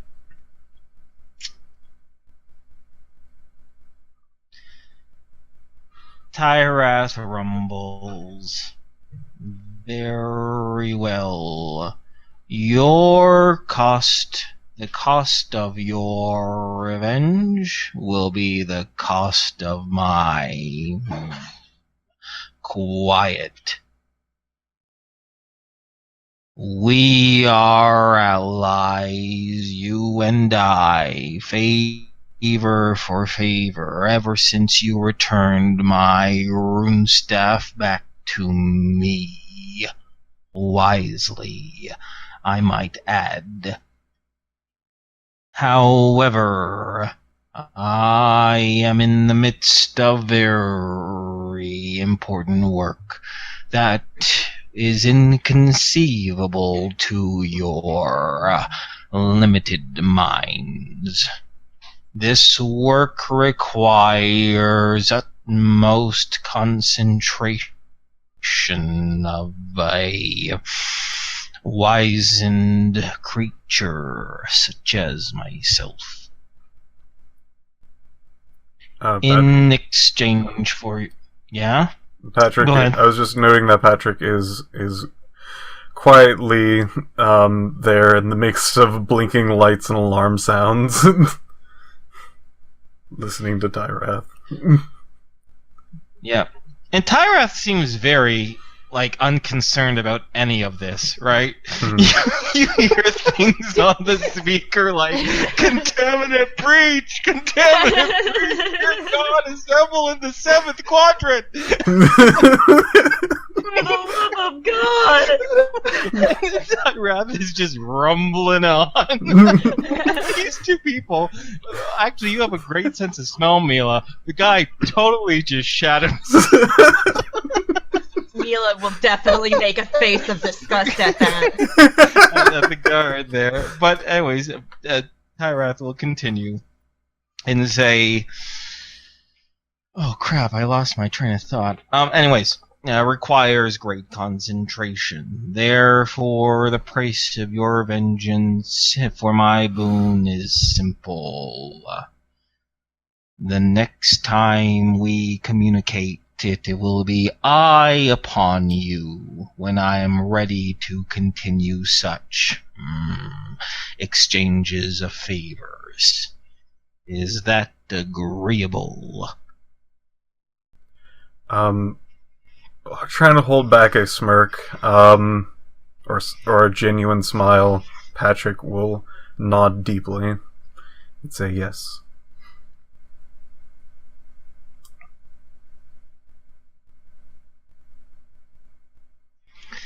In a flash of light. Oh, motherfucker! I do like how I don't want to say annoyed, but you've interacted with Tyrath so much that his favor is, leave me the fuck alone for a while. You guys are too needy. Calm the fuck down. Oh, poor Hey, Tyrath. we asked him to do a teleport. We just didn't say how many friends were going to come along with us. That's all. Totally worth it, in my opinion. Yeah, Very worth it. Oh, you guys are making me. I love it. You're making me pull back up all the stops. Holy shit! Oh I my was God. so willing just to let him go until he had that last dig. Yeah. Yeah. I know. Yeah, I but know, that's the I- turn. And That's by the God, turn, yeah. when we finally get to the Rhapsody, Oh, well, yeah. I want Al to fucking punch him right in the fucking jaw. Oh, I've got plans. Yeah, something like that. Do it. Al doesn't like to preach, Let's- despite what everyone says. But Let's get to the ship. Let's get there guys. first. let's yeah. get Yeah, there first. Yeah. I got a flash of light. You guys could show up in goddamn Wormwood if you're not Yeah. careful. Yeah. All right. No, actually, you may have remembered that Tyrath scrawled something in the cargo bay of your ship, and it is to that exact location that you all appear again, in a flash of quick black, red, purple, then black again, lights that flash along your eyes. You once again enter the cargo hold of the Rhapsody. With someone else. With the new-bodied Baron, who collapses on the ground, and he gives a very surprised shout. I'd like to cast, if possible, a It'll carpet of take adhesion. you a few seconds to realign yourself, but those few seconds, the Baron's not going to be able to do anything either. So, Okay. yes, you can cast your spell. I'd like to cast Carpet of Adhesion. Spend your PPE, please. Okay. And I just want to make Would you it like to cast it. around the Baron, like my little flypaper trap thing. Just so Well, that he's on the ground, so it's kind of hard to get it all Oh. around him. Oh, well then I will Right. just make it a blanket. Pick it a blanket type thing. With his head still obviously, Okay. open. Okay, so he's pretty much he's like the ants on a log. He's like the peanut butter and the celery, and the celery Right. is covered of adhesion. Yeah, it's also not as delicious. Oh man, I want to have ants on a log now. Okay, I can't think about food. Yeah. All right. Drool. Oh. All right. Anyway, Jesus. Jesus. Okay, stop laughing, Inferno and DM. Okay, the spell goes off with a angry shout. This time, the Baron is stuck to this adhesive magical carpet.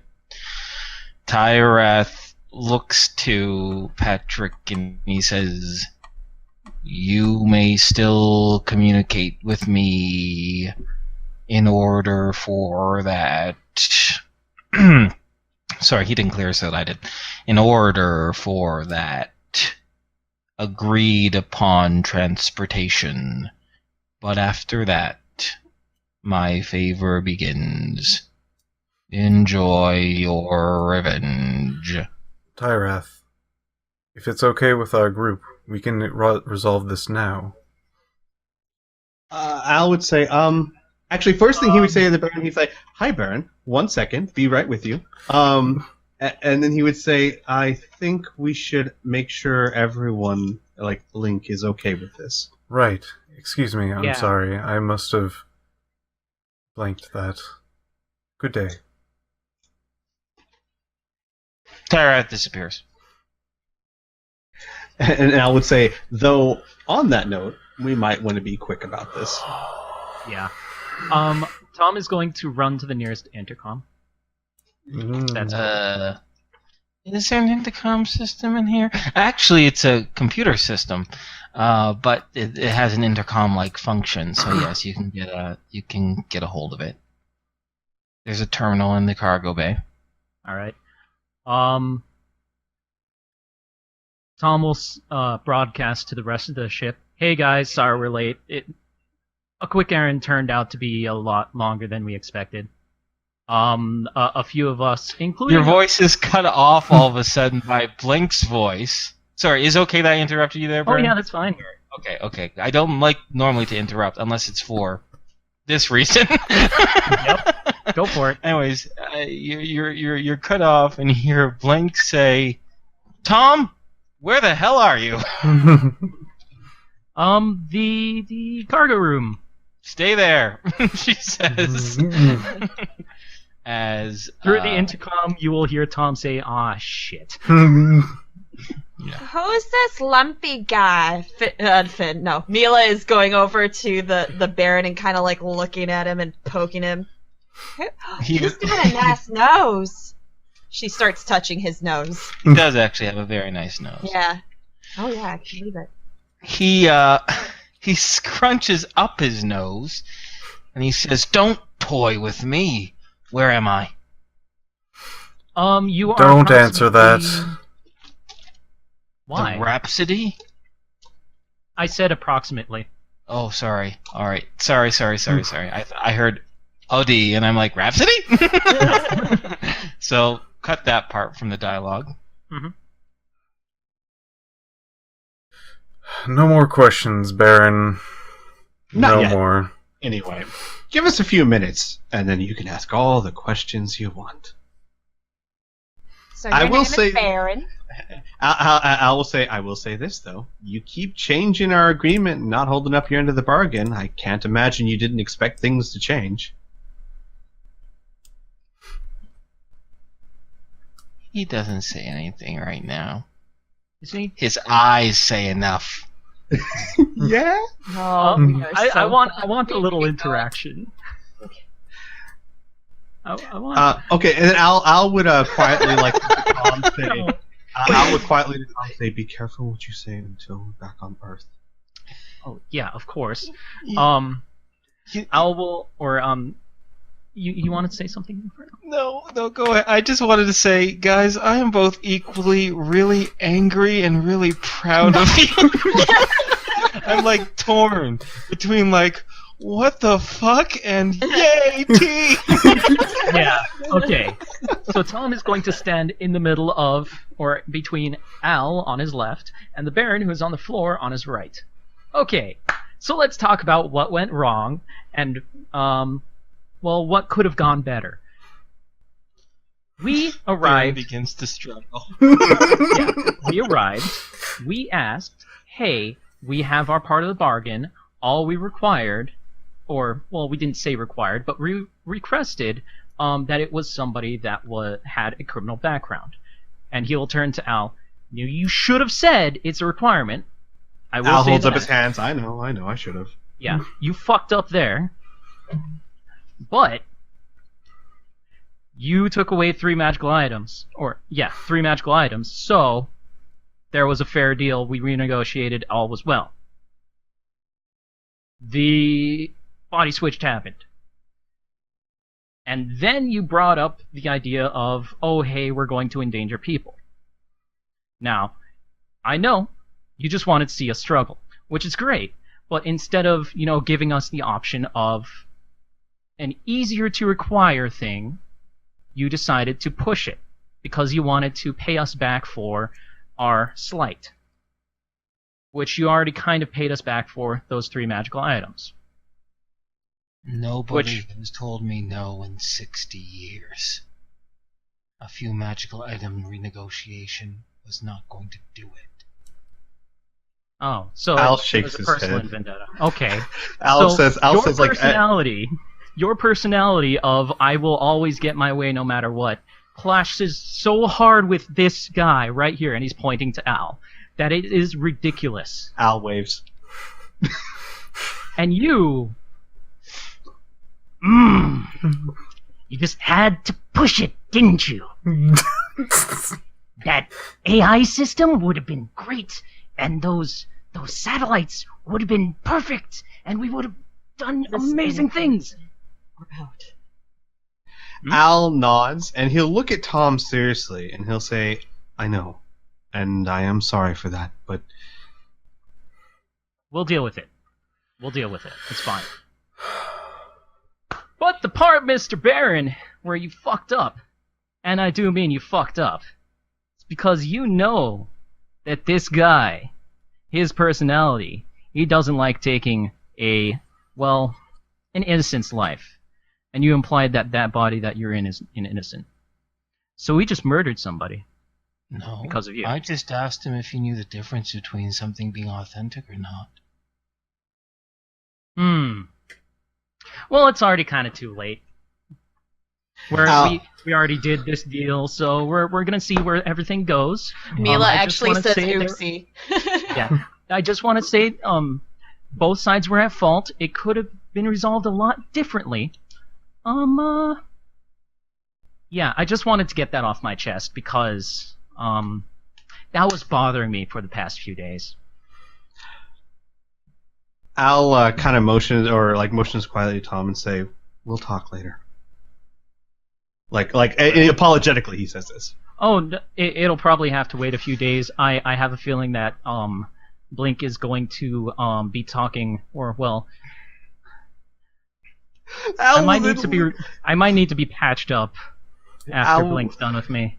Al will look at him, nod solemnly, and say, remember, roll with the punch like we practiced. Oh my God. And then Al will look at the Baron and he'll say, maybe you were lying about your insinuations, maybe you weren't.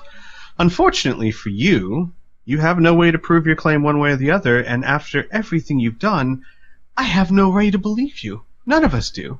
So as far as we're concerned, you didn't live up to your end of the bargain. So it's changed. And then Al will just start walking away. Calm down, Criana. Shit. It's fine. Guys, Jesus Christ! We can make fun of him later. Let's go. They know what ship we're on. Let's go. Well, to be fair, we're a really far way. But yes, let us go. I don't know what the Baron knows. Let's go. Maybe he has a tracking device in his foot. Maybe they did that in the 3 seconds No, we it were would in be the room his with old him. foot. Yeah, this is a completely fresh new body. If it helps, Criana, we are so far away from them, it would take reinforcements 4 months to reach How us. do you know? Sorry, this is Nora in me that's like breaking out. Like we need to fucking. But that's get fine. I think Al would also want to get back to the ASAP. But obviously, we need to make sure everyone's okay with that. So Yeah. Who wants to stay in space? Probably not a good idea because we have the Baron here. details. Well, I don't know. We Yeah, they're kind of part of the organization with the whole Baron thing. it might destabilize the organization. I don't know.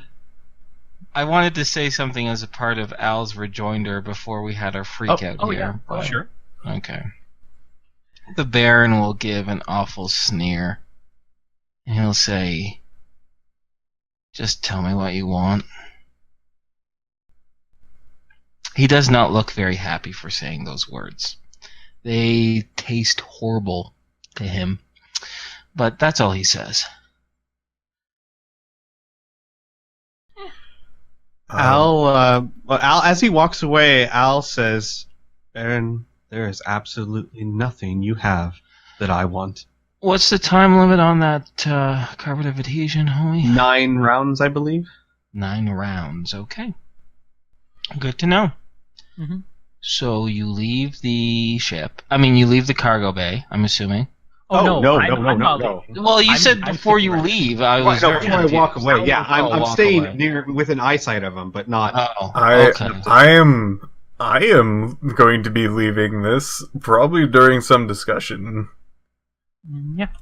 Okay, alright, that's fine. Yeah, like halfway through Tom's thing, you would have left. That's fine. Where are you headed, Patrick?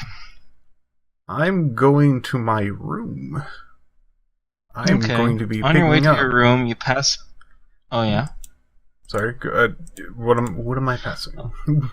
Okay, on your way to your room, you pass by Blink, who looks at you stupidly before she asks where Tom is, and then heads towards the cargo bay. Soon behind her, though, is Bear, Alicia, and even August is kind of tailing behind there. And Alicia's going to stop you and ask you what happened. Bear's going to continue to the cargo bay, and I think August is probably going to float around Alicia. Walk with me, Alicia. I might need a favor from you. Yeah, okay. While She going follows into you. his room and rummaging around, he's going to pick up a chemical laser rifle. She says, "Okay, what you gonna do with that?" Well, that's a pretty obvious And answer. he's going to be walking back down the hallway and Okay. going, I strongly feel that a man needs to die. I might not have the strength for it. Alicia says, "All right." And August is gonna say, like meekly, "It's not me, is it?"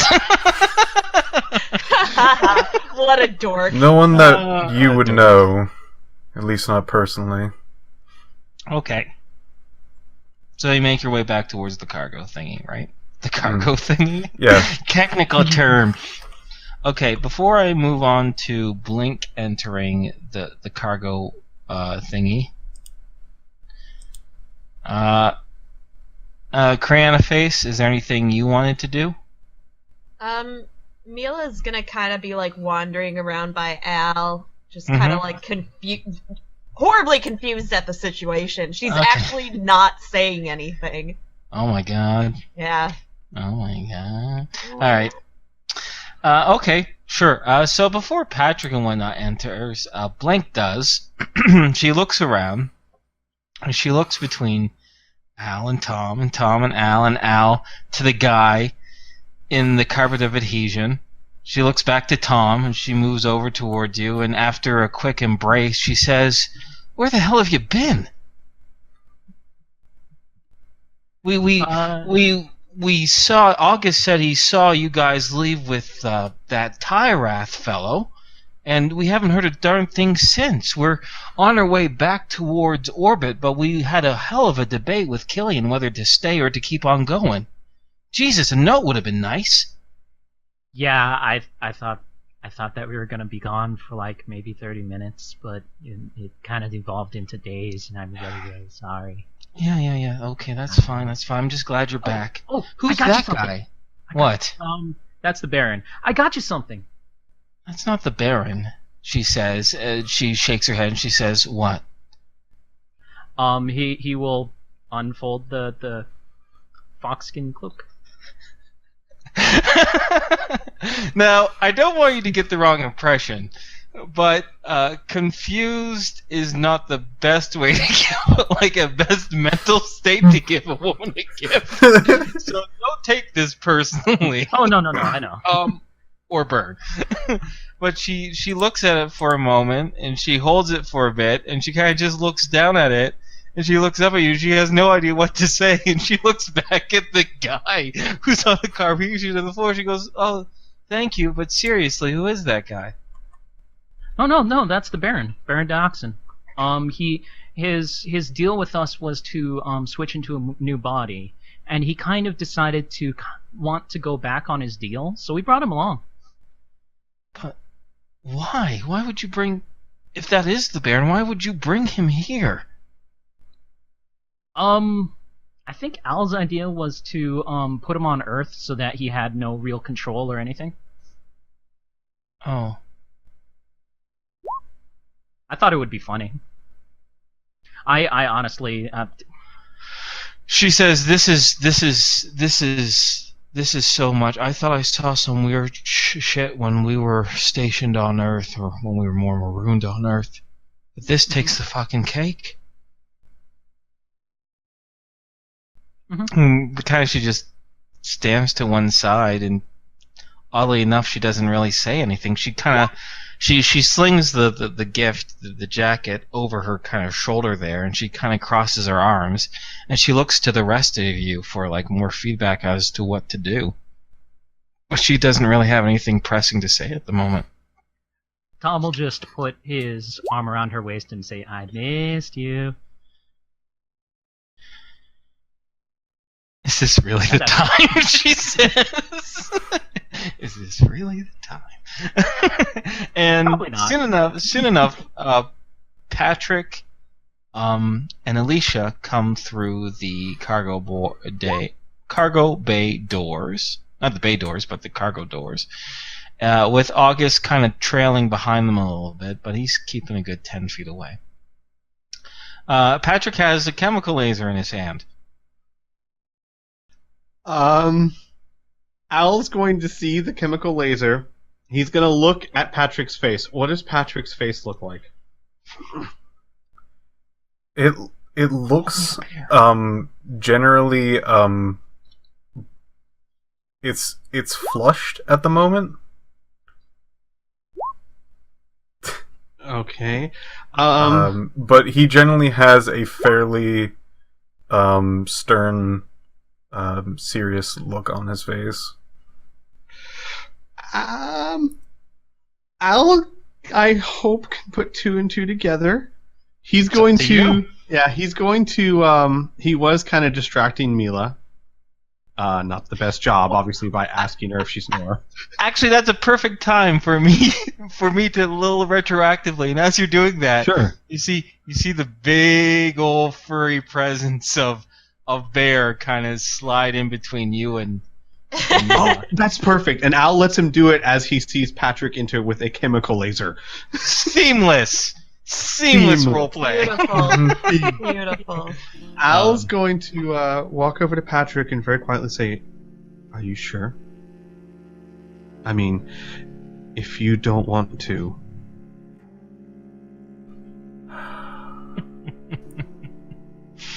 Baron says, as he's looking over from his lower vantage point. A new body for all of, 5 minutes? Patrick is going to steady a rifle at the Baron Mila is going to see this Uh-huh. and put her body in between the rifle and the Baron. Patrick, what are you doing? Well, for one, I was going to show him what it feels like to have a gun point at him. Oh, okay. Well, sorry I messed that up for you. It's okay, Mila. Was there another thing? I have fought a giant brain whose sole purpose was to toy with the death of humans. And I see no difference between that and this. Besides the giant brain part, of course, Mila. But Patrick, you're the good guy. And that is the bad guy. The Baron's new voice rumbles out. I wasn't going to kill you. I was going to take that thing you used to communicate with Tyrath. I was going to make a new deal. My new life for your lives. I was going to send you back to Outcast Station. I wasn't going to kill you, as long as you played along. That was the problem. I wasn't. Well, and whose fault is that? He says. Yours. Patrick? Yes, Mila. Do you have another personality inside your head too? Maybe. He hasn't said anything yet, if that's the case.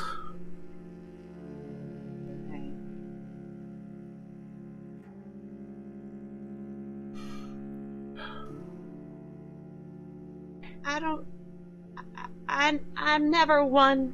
I mean, I don't know exactly what Nora usually does in this situation. But I'm, for one, never believe that we should decide who lives or dies, you know? I don't know whose decision that is, but I don't think that's right in this situation. Not when they're trying to kill us, obviously, that's a different story. But this kind of situation, he sort of doesn't look like he's gonna kill us right now. I can't, the Baron says. I am weak and immobilized. I'm helpless. I don't even know where I am. He's weak and metabolized. But Patrick, you hold a camera, not a gun. I do many things. But this... There is no way I can think of this man of anything else than a monster. That people's lives are merely something that he can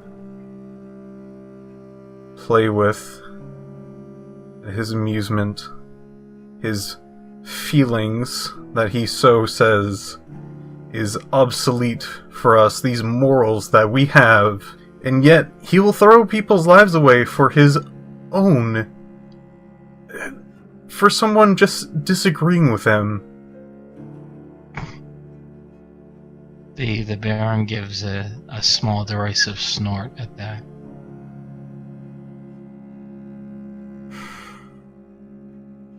I'm killing this man for the one reason why I don't want death to happen.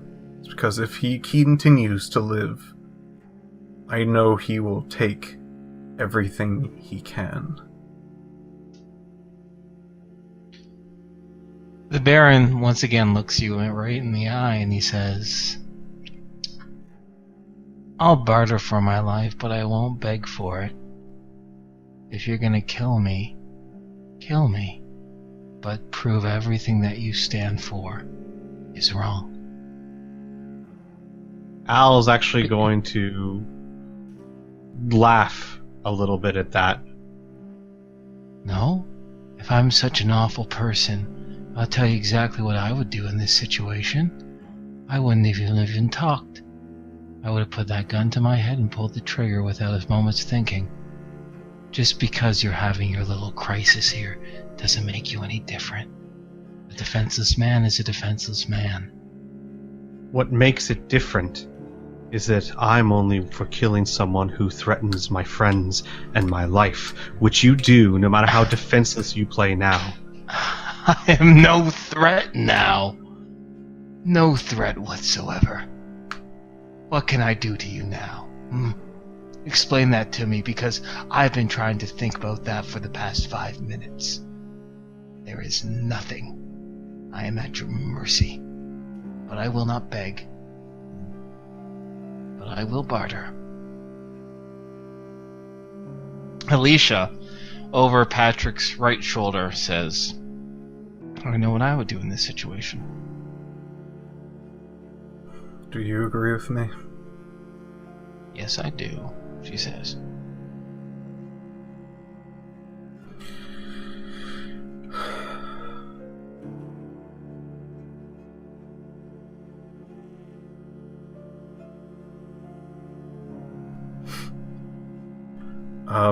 Patrick, looks to Mila.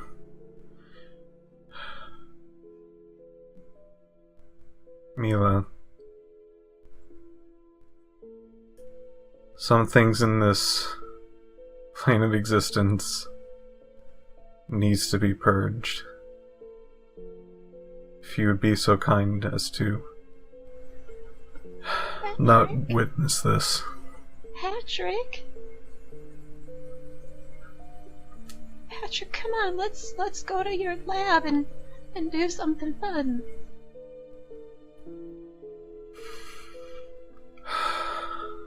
I need to take care of business first. Mila looks at everyone else and looks to the Baron. She looks back at Patrick, giving one last pleading look. Mm-hmm. And she sort of lowers her arms and just kind of crumbles to the ground. there will be by you to pick you up, but if you resist, he won't, like, pull you away. No, she's gone limp. Okay, yeah, he's gonna scoop her up in his arms, but he will say, in his rumbling tone, Mila is not Nora. Nora is not the other Mariah. But that doesn't mean what she says isn't what she feels. Patrick, with a tear in his eye, goes, "Wait, Mila." Bear stops moving her. As he puts down his rifle, "Will you be mad at me if I do this?" Oh no. Will you be sad? She nods her head. I will not do that.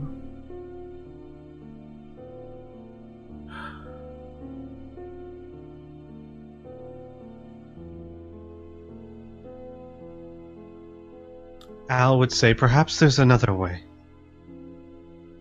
There is something I wanted to keep, but if Mila wants him to live, then he shall. Something you wanted to keep? Patrick lowers the rifle. He's going to speak the word of his backpack and disappear into the golden room. Al's gonna, look around for a second, thinking, alright.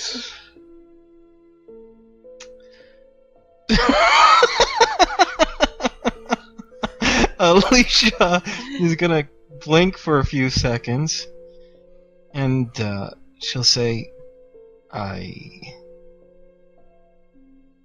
guess he went to Get something, yeah.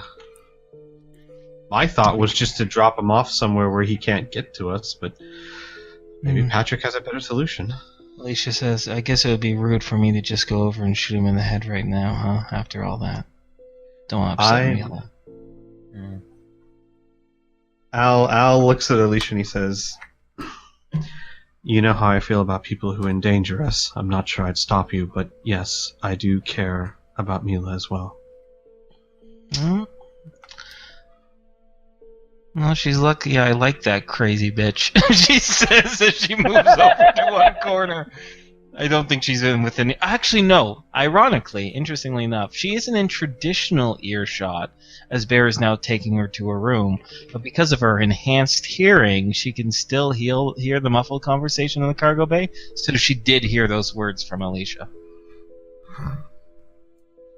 Mila kind of twitches at that.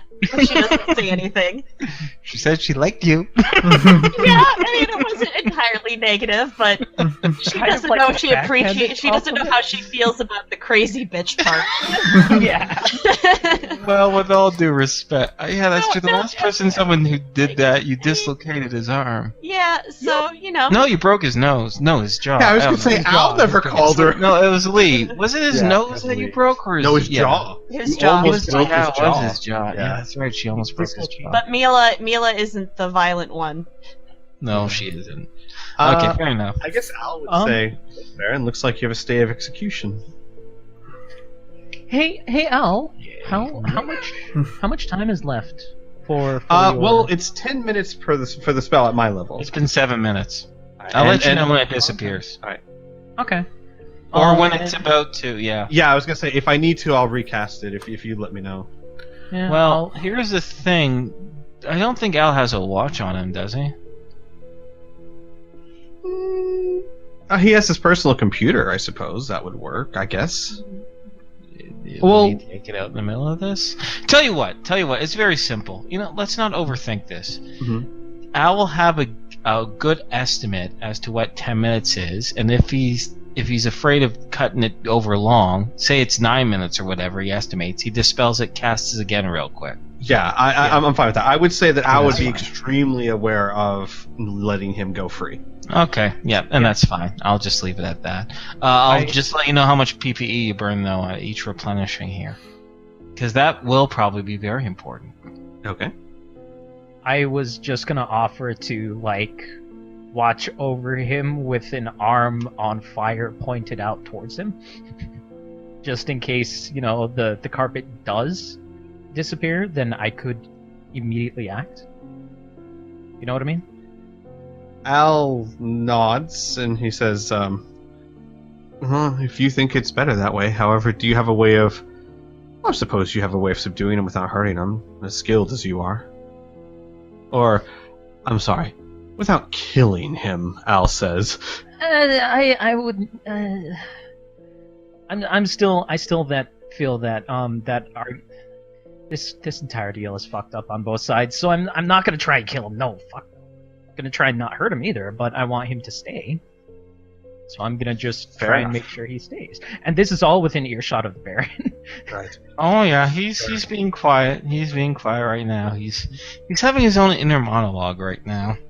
And I do believe that this is the first time that he's seen Tom with his pyrokinesis, unless he reviewed his reports from not Vadpo, but from before when they left Earth. I remember that Tom told the medical staff back on Elzone Prime that he was a psychic and all the fire stuff. So if he actually read those reports, then he would know. Otherwise, this is the first time. I guess we'll find out, right? Okay. I can't tell you what the Baron knows. I know. I'm just motherfucker. setting everything out there for you to react. I'm just saying. Gotcha. Oh, there we go. There's the Rhapsody. Picture of the Rhapsody instead of looking at the inside joke. For a change. Alright. So what's going on? Al would probably say, while Patrick's doing that, Al would say, so, Alicia, and Blink, I'm sure Tom will talk to you as well, but, how do you feel about heading back to Earth, ASAP?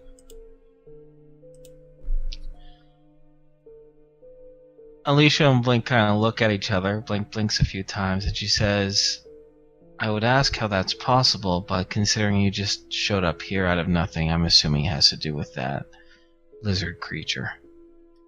Al will nod, and Al will say, we have strong reason to believe that the people on Earth, and possibly people we know, like Greencastle, are in great, great danger.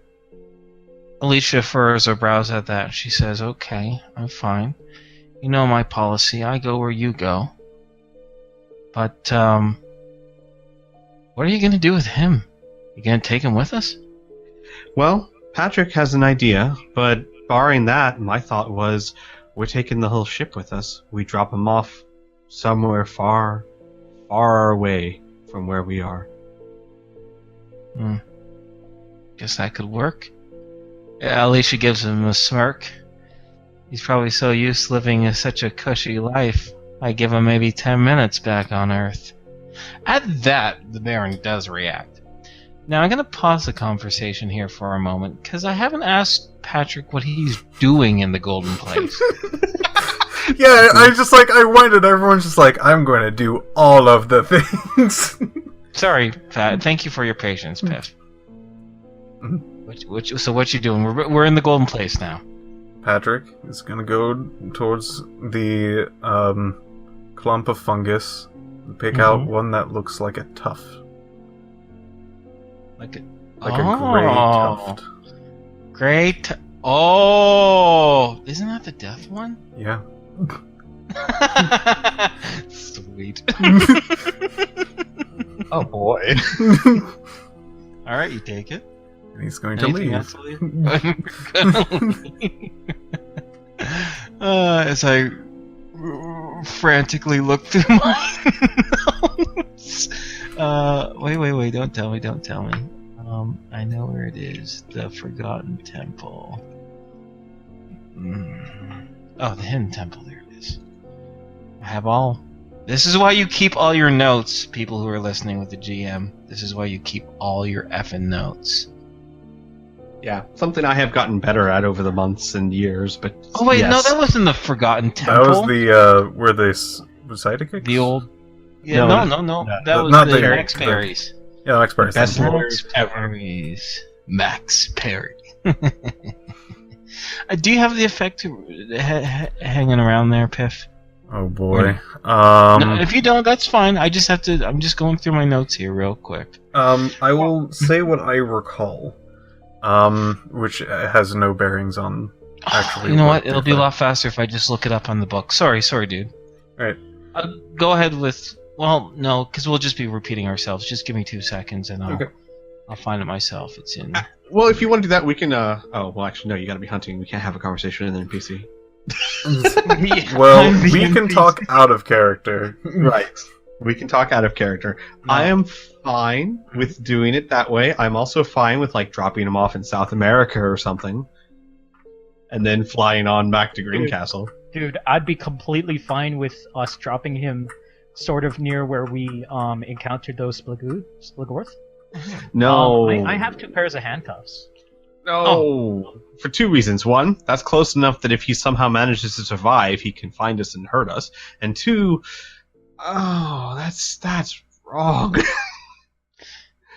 So, okay, I found it. So, sorry guys. May I do this? Yes.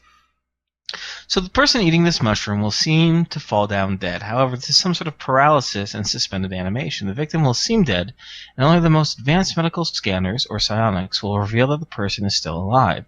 No true damage is inflicted, nor does malnutrition or dehydration damage occur from being in suspended animation. The effect can last anywhere from 1 to 100 days, and we roll a percentile dice to see how long he'd be knocked out for. So there's This that. is hilarious. There you This go. is amazing. Okay. So Patrick emerges right where he left.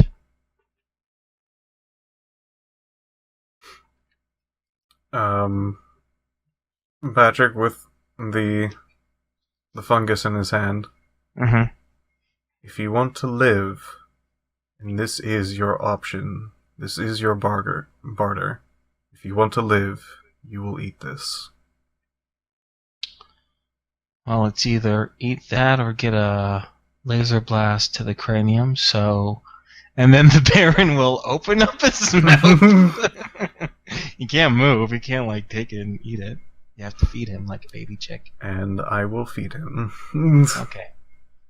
He scrunches up his nose at the slimy texture of the mushroom, of the fungus, really. He swallows it. And after a period of about 3 or 4 seconds, his eyes close, and it looks like he stops breathing. If you'd be Roll so... D100. Alright. I really don't want to know the number that comes from this, because I don't think... Yeah. Then I'll roll the D100. Yeah, I'll I do like a that. DM I like it roll. that way, actually. Yeah. Was it DM roll? Here, I'm going to do a test. GM. Make sure it's GM. GM. Oh, yeah. Game Master, not Dungeon Master. Is it all one word? It must be. Yeah, I think so. Roll. Yes, it is. Okay, so I rolled a d6 as a test. Okay. All right. Okie dokie. Interesting. I gotta make a note of this. Give me a moment. I will say, Patrick, isn't that the mushroom that feigns death? It is a mushroom that will allow him to live in this particular state, in this sleeping state, for... not sure how long, Patrick will say. Okay. I'm just curious, what do we do with him now? What are your thoughts? I have done my part, and...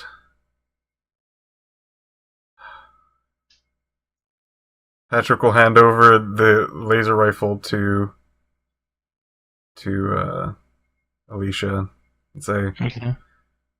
I couldn't do that to Mila. There's no way I could do that. Okay. She says. I get it. So, are we taking him to Earth? Looks If you like guys, we are. If you want to deliberate on what to do with him, You could always drop him. Blink says we could always drop him off with the Razor's Kiss. Or the Minor Innocence. Al shakes his head. No. I would rather not kinda put him in a place that he can do more damage. There's Down on that. Earth, he can still, but... At least I have some time to think about this. Yeah, it'll be My hard thought- for him to. I would say my thought is, once we get back to Earth, we have a ship. We can fly somewhere almost unreachable to us without such a ship, drop him off there. It's not killing him, but it's certainly making sure he can't ever hurt any of us again. Yes. Also, after negotiations kind of broke down, we kind of left on bad terms, so he kind of threatened us. And if we were to ever come back to orbit, he would... Well, it wouldn't be pretty. Let's just call it that. Al nods. He says, not only that, he made it abundantly clear how much damage and how many lives he ruins as the Baron. The last thing I'd want to do is put him back in a place where he can be the Baron again. Yep.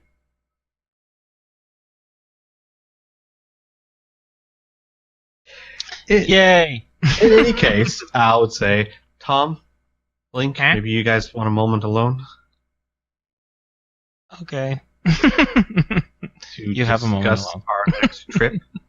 Oh, yeah, as far as that Yeah. goes. Al will Blink's say fine as he with it. starts checking over the Baron's body. Yeah, no, Blink. He looks dead, by the way. Al. I understand. No, I just want to say, in character, he looks Right, got it.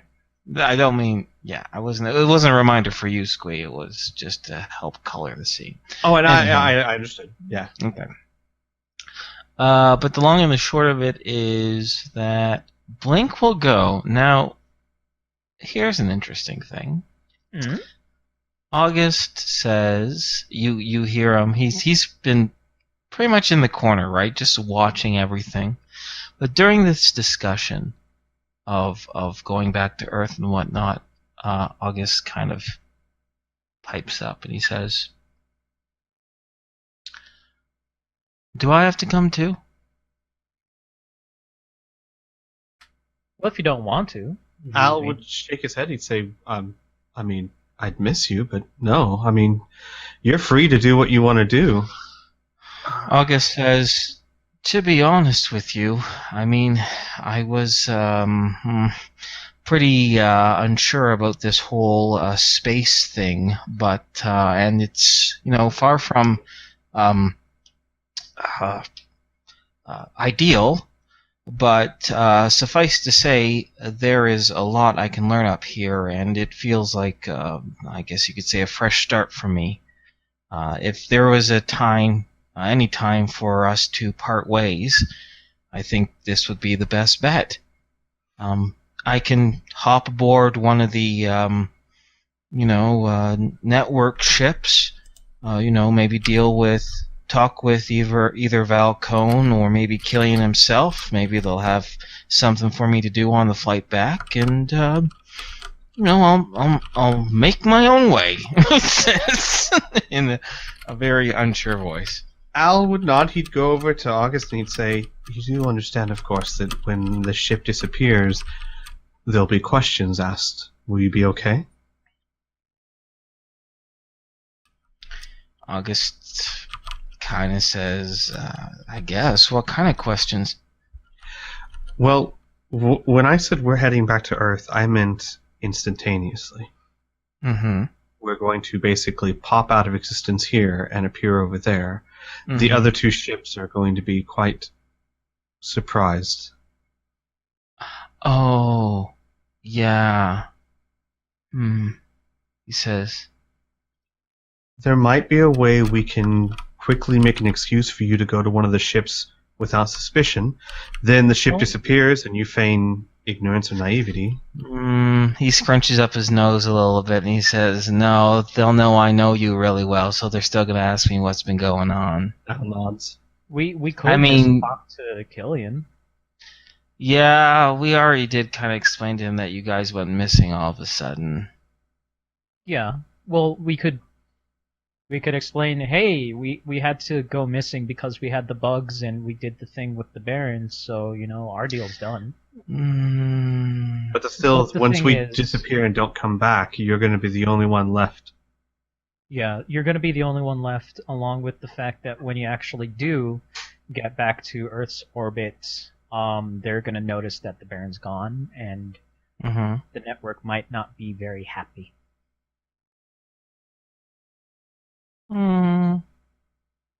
If you're willing to take the risk, then by all means, but there is a risk. Yeah. But we did save Killian's butt, right? Yeah, that's why I'm thinking that talking And- to Killian. And Might be a Killian works for the network, right? Mm-hmm.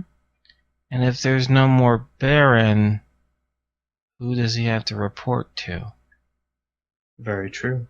Al will put a hand on August's shoulder and he'll say, "You are by far one of the most resourceful men I've ever met. And I'm not joking when I say that.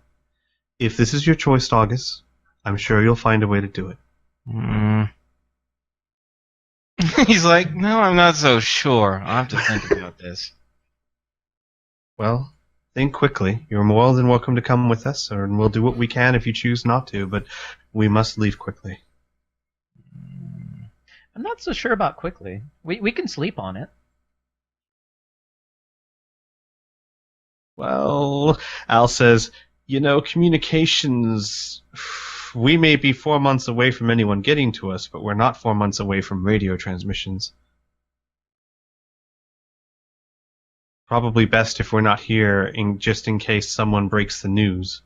Out of character, I thought it was very hard to communicate all this way out into space. It is. It requires. I remember you guys asked me this before. Oh, actually, I think it was someone in the comments section be like, "They can't talk to the Baron from Mars." I'm like, you need relay satellites, and all that infrastructure went down. All you know is that by the time you got to Mars, they were incommunicado. with the Baron. Since it's only 4 days from Mars, it is a fair assumption to assume that same infrastructure is not up. That's true. Yeah, like all the information that they've been getting, video transmissions, things like that, that would have been reported already. Yeah, Mm-hmm. as a player, I'm fine taking time. Al would just be super cautious in this. Like the sooner we're out of here, the less chance there is for something to go wrong. Nothing yes. wrong with caution. Yeah. Okay, There's well, nothing wrong with caution. I was just putting that out there. Maybe we can give August the option to sleep on it. yeah. No. Don't worry about August. I'll figure out August. God, but you really gave him some food for thought, though. Mm-hmm. See, August loves new tech. He actually has adapted really well to space, as well as one can, really. But he also likes living and not being questioned. Anyways, I'll think about it. But let's go over to Patrick here for a moment, because you're heading out towards Mila's room. Mm-hmm. Okay, what you doing? Patrick will knock on the door or doorway, depending on if it's open or closed. We're gonna say, for the sake of simplicity, maybe Bear just let Mila, he laid her down, he talked to her for a little bit, and then he let her be, with her own thoughts. So this is a solo conversation between Patrick and Mila, if that works, Criana? Sure, works for Okay. me. All right. There is a knock at your door. What is that?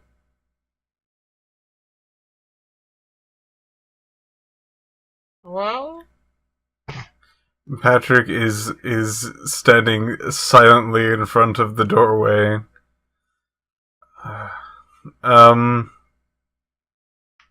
Mila? What?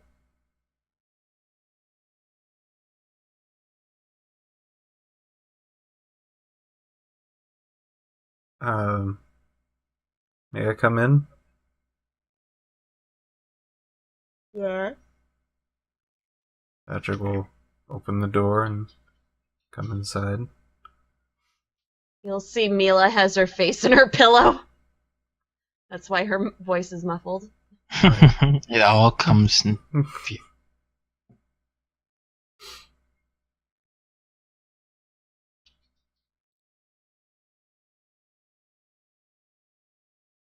Are you feeling okay?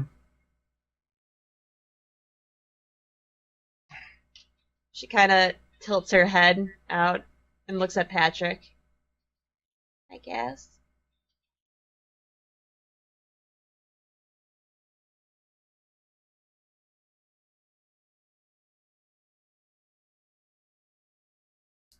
I didn't want to hurt your feelings, and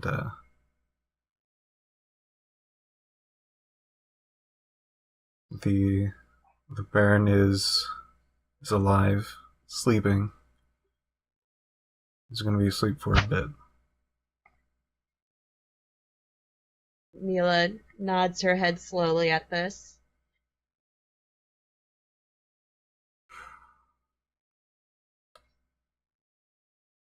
Do you still want to do things at the workshop?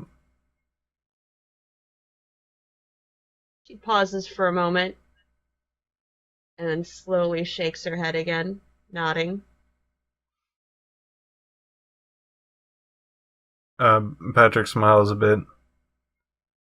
Then let's do some science. She gets a big old grin on her face and jumps out of bed and grabs Patrick's hand and says, "Okay, let's go." Yay. That's nice. Assuming that she's excited, Mila's most likely going to be pulling Patrick along. Yeah. Dragging Patrick. Okay.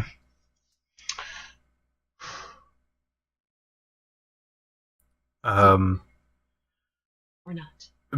Besides miscellaneous plant things and his ideas, and also he's going to explain what her little hairpin does to Mila. Oh. She will like that. Mm-hmm. So let me get this straight. You nabbed from the Baron. It was the face belt, the harp, not the harp, the lyre, the hairpin, and what was the fourth? The alien-like toolbox. Oh, Yeah. the toolbox, of course. The 4 things that Patrick wanted. There you go. I'm still giggling at that. I was just like, oh my god, you can't stop them. I love Patrick so much today. Patrick's All right. badass. I mean, baby. I'll miss the satellites, but we did just get 4 magical items. All right. So after I'll let you know right now, narratively speaking, after about 10 minutes of contemplation, August has decided that the questions that are going to be asked are going to be way too much, and he doesn't want to be left holding the bag, so he'll stick with you guys for a little while longer. Although he will remind you how much cool stuff there is out here. Yeah. Oh, don't worry. There might be an opportunity to come back up here eventually. And it would be in a different circumstance, so we could possibly drop you off at like either Freedom Station or Outcast if we come back up. Yeah, we'll see what happens. Yeah. August Or says. or if there's somewhere else on Earth that you want to be, then we can just fly there because we'll have this ship. Mm-hmm. August. So with that, so all the NPCs are on board. That's not a problem. So honestly, guys, the only question is, so I guess the plan is to have the Rhapsody disappear without a trace, without a word, right? Well, do you guys think we should talk to Killian or not? That would have to be. Yeah, you know what? We'll send him you know what? We can send him a radio transmission, and that way we can be gone before they do much. You know what I mean? If he has a problem with it. Yeah. But we can at the very least, give him a heads up that the Baron is dead from what we've heard, and things might be a bit crazy, and as per our agreement with the Baron, we're going to be leaving. Yeah. Like, Should we actually Shoddy. tell... Hmm? Okay, so we're going to tell him that he has disappeared? Should we just leave an anonymous note, not saying it's from us, but that just says congratulations on the promotion and just be gone? I think that might be great. Oh my god. congratulations on the God. promotion. The Baron should no longer be an issue. No, it's just I just congratulations like, on the promotion, that's promotion, it. And just gone. And we're gone. And then he looks at this and goes, "What the fuck? Where did the Rhapsody go? What the shit?" What does that mean? No, how about just signed Rhapsody? I like that. Sorry. Sure. I'm down with that. I like that. Congratulations on the promotion. Signed the Rhapsody. Actually,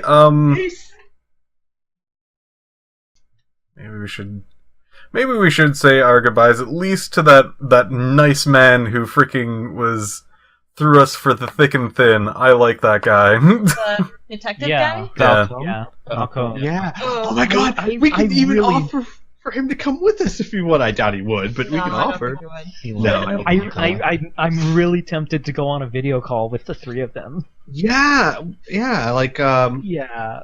phone Like, and Okay, we don't mention the Baron thing, but we still leave the Yeah. anonymous note to tip them off about that after Okay, we leave. Is can that good? Can we agree that if they ask anything about the Baron, like we just pretend we didn't hear them? Like no recollection, no nothing. Well, we That'd could be- say this. They know we've disappeared. We could say that we've been back there and things are really crazy right now. because Don't no tell one them can about the the one thing that we don't want is for them to start attacking us. Yeah. Wait. I- Which is why... Sorry, go first, Bern. I just really want to say, we finished our deal with the Baron. That's it. Well, And okay, part of the deal was to get this ship, so here's my one concern. And of course, if you guys don't want to... So I'm not saying we did anything to the Baron or anything like that. We just tell them we've been there, things are crazy because no one can find the Baron. Just be prepared. Because that way they at least know going back home that things are crazy right now.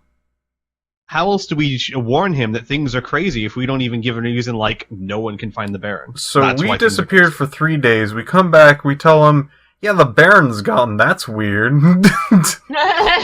Or how about this? We just tell them things are really crazy there, but we have no idea why. Like everyone's running around like Can we just not tell him that we even went there? Like, is Yeah. that sure, we can do that too. Can we just? I'm I fine with that. Once still again. really like the idea of just saying congratulations on the promotion. Sign no one. We are mysterious. We can keep that. We Yeah. can make that's well, all I we mean, need. Can we at least say signed we can Rhapsody?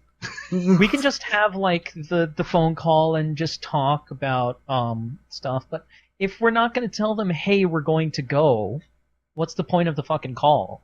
I mean, yeah, it's if we do might do not we call. not want to have it? Do we not want to tell them anything? Do we want to just disappear? Yeah, it I- depends I- if we want to say our goodbyes or not. I think that's the one thing that I would be.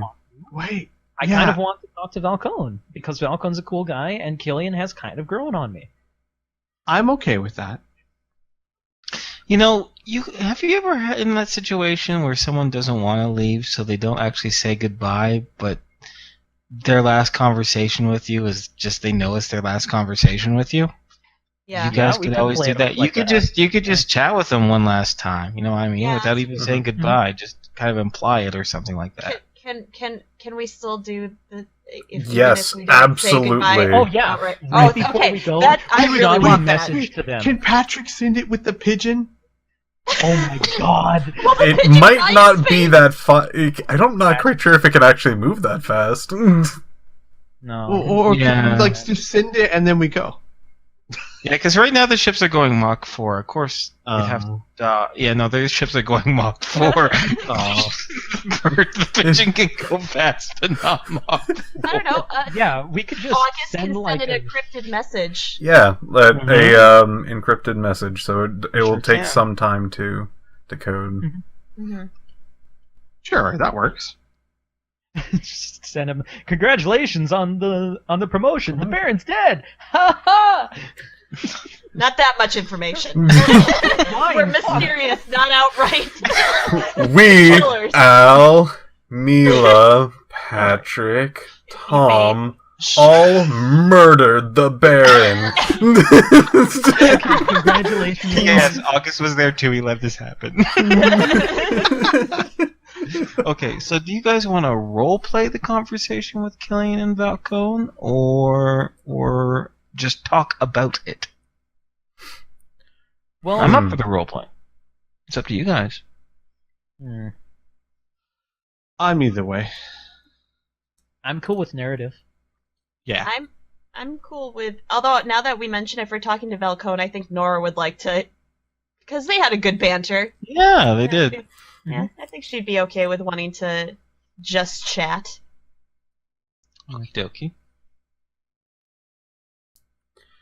So, I don't know what the vote is for. Narrative? Just narrative, small talk, and... How about if we do narrative, but we put our notes in about what we... what we want to say. Yeah. Perfect. Sounds good. Great idea. So yeah, you strike up a conversation. Obviously, interestingly enough, no, both Valcone and Killian, they get on a private call with you guys. They ask what happened. There was word of your disappearance. What would you say to that? Patrick would probably note that, wait, I'm not quite sure if frickin',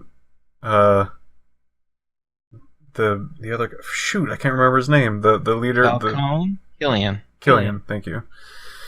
I'm not quite sure if Killian actually knows anything about the whole Tyrath magic, that sort of business. He knows nothing. Falcone knows about magic. Mm-hmm. Killian knows nothing about Tyrath because Tyrath showed up after the cameras were removed. Killian removed the cameras. Yes. Yeah. Well, that's going to be interesting to explain. No. We kind of wanted to cool off from the Mars mission, and we didn't tell anybody else, but we used the bag. Oh. So we took Killian. a little mini vacation. He knows about the bag. Yeah, Killian does, yeah. For a second, I thought you said that kind of in character in session. My bad. Oh, no. That's cool. I would have said that like that. Mm-hmm. What do you guys think? Yeah, I like I'm okay that. with that.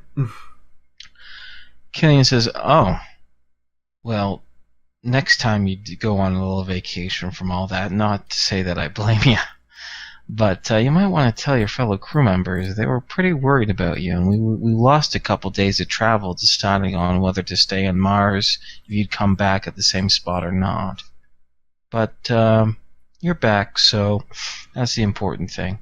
Remember what I said about that bag to the Baron, too, right? He's going to eventually know about it because I'm going to have to tell him about it, so just keep that in mind. Oh, yeah. And... Little does he know. Yeah, I know that you have no choice. You're going to have to do your duty, and there's nothing that we can do to stop you. So, I mean, you can go ahead and tell him everything. Sure. I mean, you're Well, probably. I mean, besides the one conversation that might get you in trouble. Yeah, you probably should avoid that. Killian smiles and he says, I'll take care of myself, don't you worry. Good. I'm back to my old self again, so, I'll be able to take care of this body for a while longer. What else did you guys want to talk about? I'm sorry, that was me as Inferno, not me as Killian. Yeah. Sure. Patrick will actually say to, now I know Killian, but I don't know the other guy's name. Falcone. Falcone, thank you. Patrick will say to Falcone to keep on with his curiosity. Yeah. Yeah. He's going to actually ask some questions about magic because he can't help himself. Actually, yeah. I would like to say something in Sure. just really quickly. Actually, the best place to learn magic is Earth. I mean, I know it seems like a hellscape, but would you ever want to visit? I mean, this kind of ship could probably make it down to Earth again. Falcone gives a laugh. He says, you might know a lot about magic, but you don't know a whole lot about planetary confinement. I'm good up here. I got promoted 3 times already, and Killian says when we get back to orbit, I might have 2 more underneath my hip. Killian kind of gives a bit of a... And Killian gives a smirk, and he says, if you play your cards right. Hell, says, if I play my cards right, so I'm happy. If things work well, you might even have 3 or 4. I mean... Let's not push it, Killian says.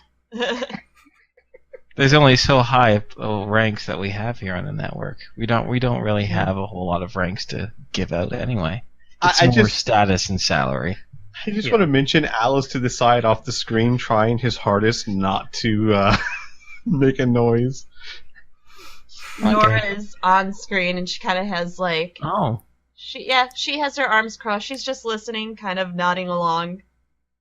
I do believe that Nora has something to say. Nora's eyes widen, and she shakes her head. She just wanted to be present. She doesn't have anything to say. Falcone. Sure?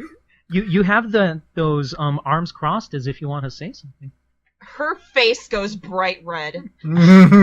Falcone gives a big smile and he says, I wish you were that speechless when we had that interrogation. she's like, shut up, and she will march off. Yeah. That's her last words to Falco. And Tom will say, "Oh, man, I love messing with her sometimes." Yeah, well, you gotta worry about Actually, Al will pop his head on the screen from the side and say, "Hey, Killian, that. Hey, Al. been thinking a lot. I know we haven't always seen eye to eye, but That's definitely one way of putting it. we've been through a lot. No hard feelings. I mean, I don't blame you for what happened, and I don't hold a grudge against you. You know what? I guess I can say the same. You pulled my ass out of a fire. You were the last people I expected to pull my ass out of a fire. So, yeah, consider the hatchet buried. Water under the bridge. You know, all the euphemisms that we were taught. Yep, just wanted to say that. All right, bye.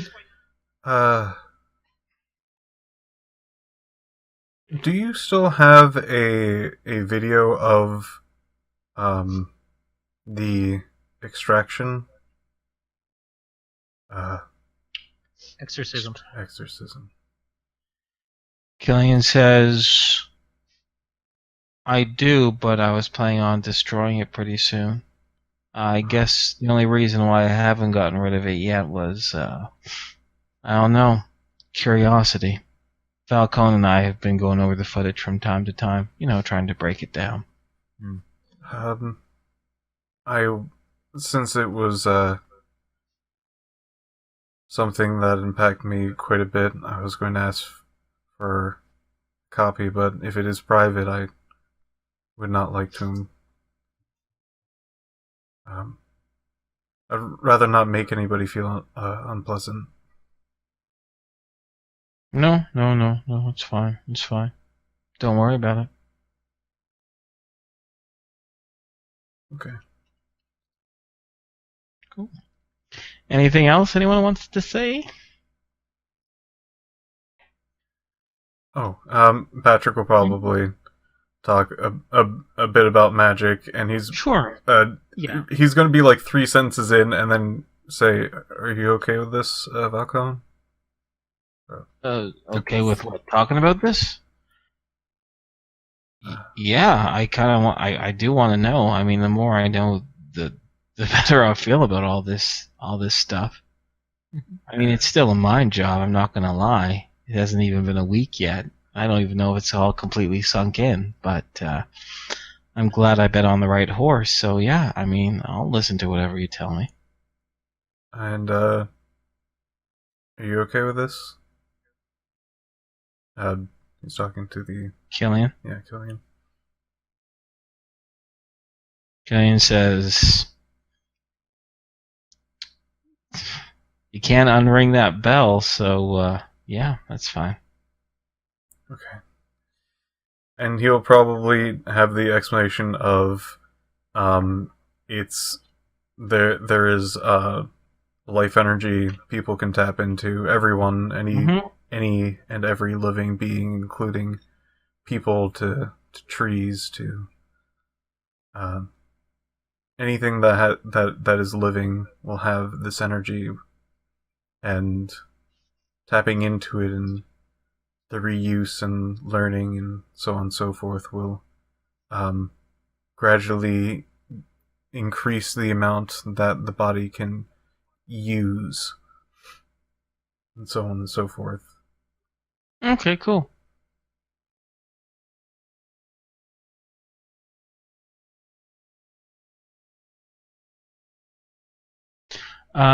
Well, just so you know, they're all back aboard the Razor's Kiss.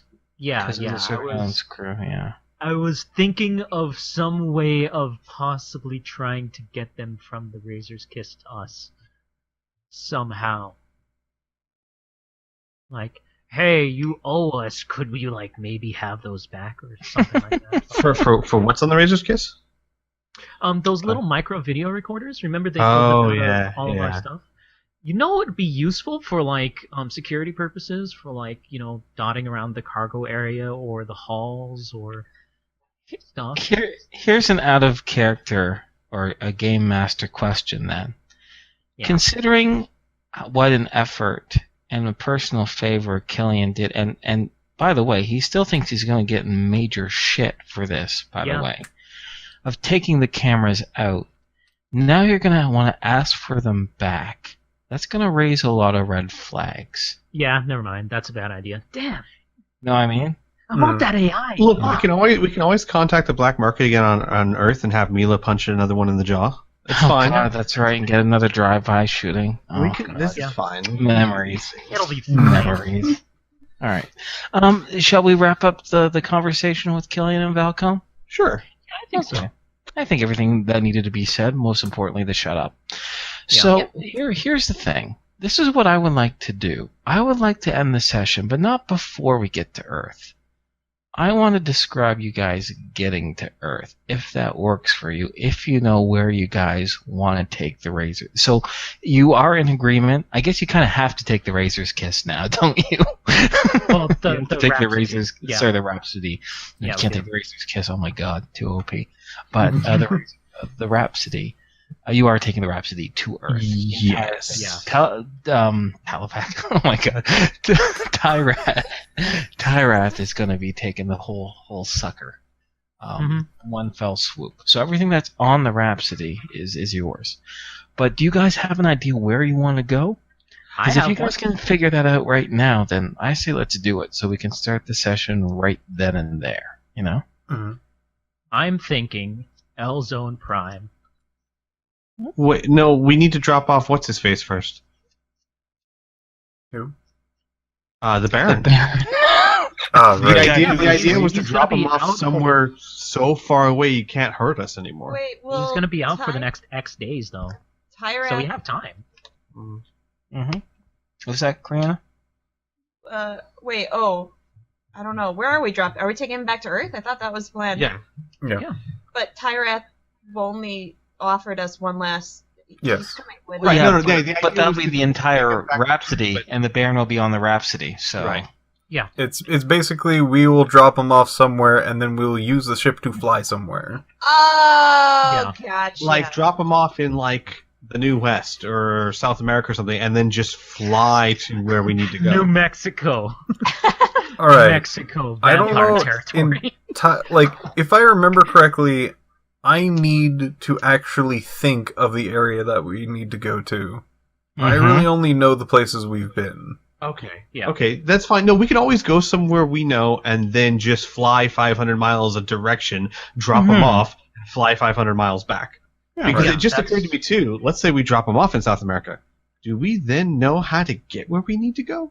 Mm-hmm. It's a good question. With general compass and map, yeah, absolutely. But we don't have a map of South America. Yeah, but we can fly. But no, but what I'm saying is we could get to somewhere we do know, literally fly straight 500 miles, drop them off, or 2 or 3, whatever, Oh, and then right, fly right. back, and we'd be fine. Yeah, that's So why I'm thinking that the starting L-Zone Prime. point should be L Zone Prime, because we can immediately pick up the Behemoth and then start And you'll off be the on the next East Coast. session going wherever direction we want to go, and then fly, put the Baron off somewhere, and then fly back to wherever. Cool. That's what I'm thinking.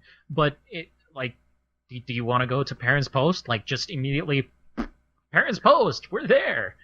Or what do you guys want to do? No, Okay, so I, Baron photos for L-Zone Prime. I would also vote for L-Zone Prime. Would not want to pop right in the middle of Coalition territory, please. Yeah. Actually, technically, Parents Post and that part of Michigan isn't a part of Coalition territory. It's close, though, which is why Perrin was so worried about, the big giant of the Coalition will roll over one day and squish him. Right? Okay, Patrick, Criana, what are your votes? Yeah. Honestly, Okay. I'm good with anywhere on Earth. I would like to Three. see all of the people that we've seen in the Mhm. past. But, Yeah, because quite some time has passed. About Yeah, a year. Yeah, exactly. So, I mean, I'd be cool. I mean, obviously, we want to figure out where we're gonna dump this guy, but yeah, I'm all for visiting. Cool. Yeah. Piffy? Yeah, I'm also for the visiting thing. Okay. Small concern about the area that we're gonna go to. If I can think about locations and things like that, I do believe if we try to actually go to that coast, fly over the sea, there's like Spogorth, and then there's like a thing in the middle of that we actually went to personally. I'm not entirely sure exactly where that is, but we might fly pretty close. Then my To point, Atlantis? yeah, I don't really know where it is personally, but Okay. may or may not fly over such things. I'm not entirely sure if I want to fly over the ocean. I'll give you a quick. I'll link you guys a quick map of Rifts North America. Actually, the Americas. No, Palladium rifts. It's just showing me tectonic rifts. And that's not what I want.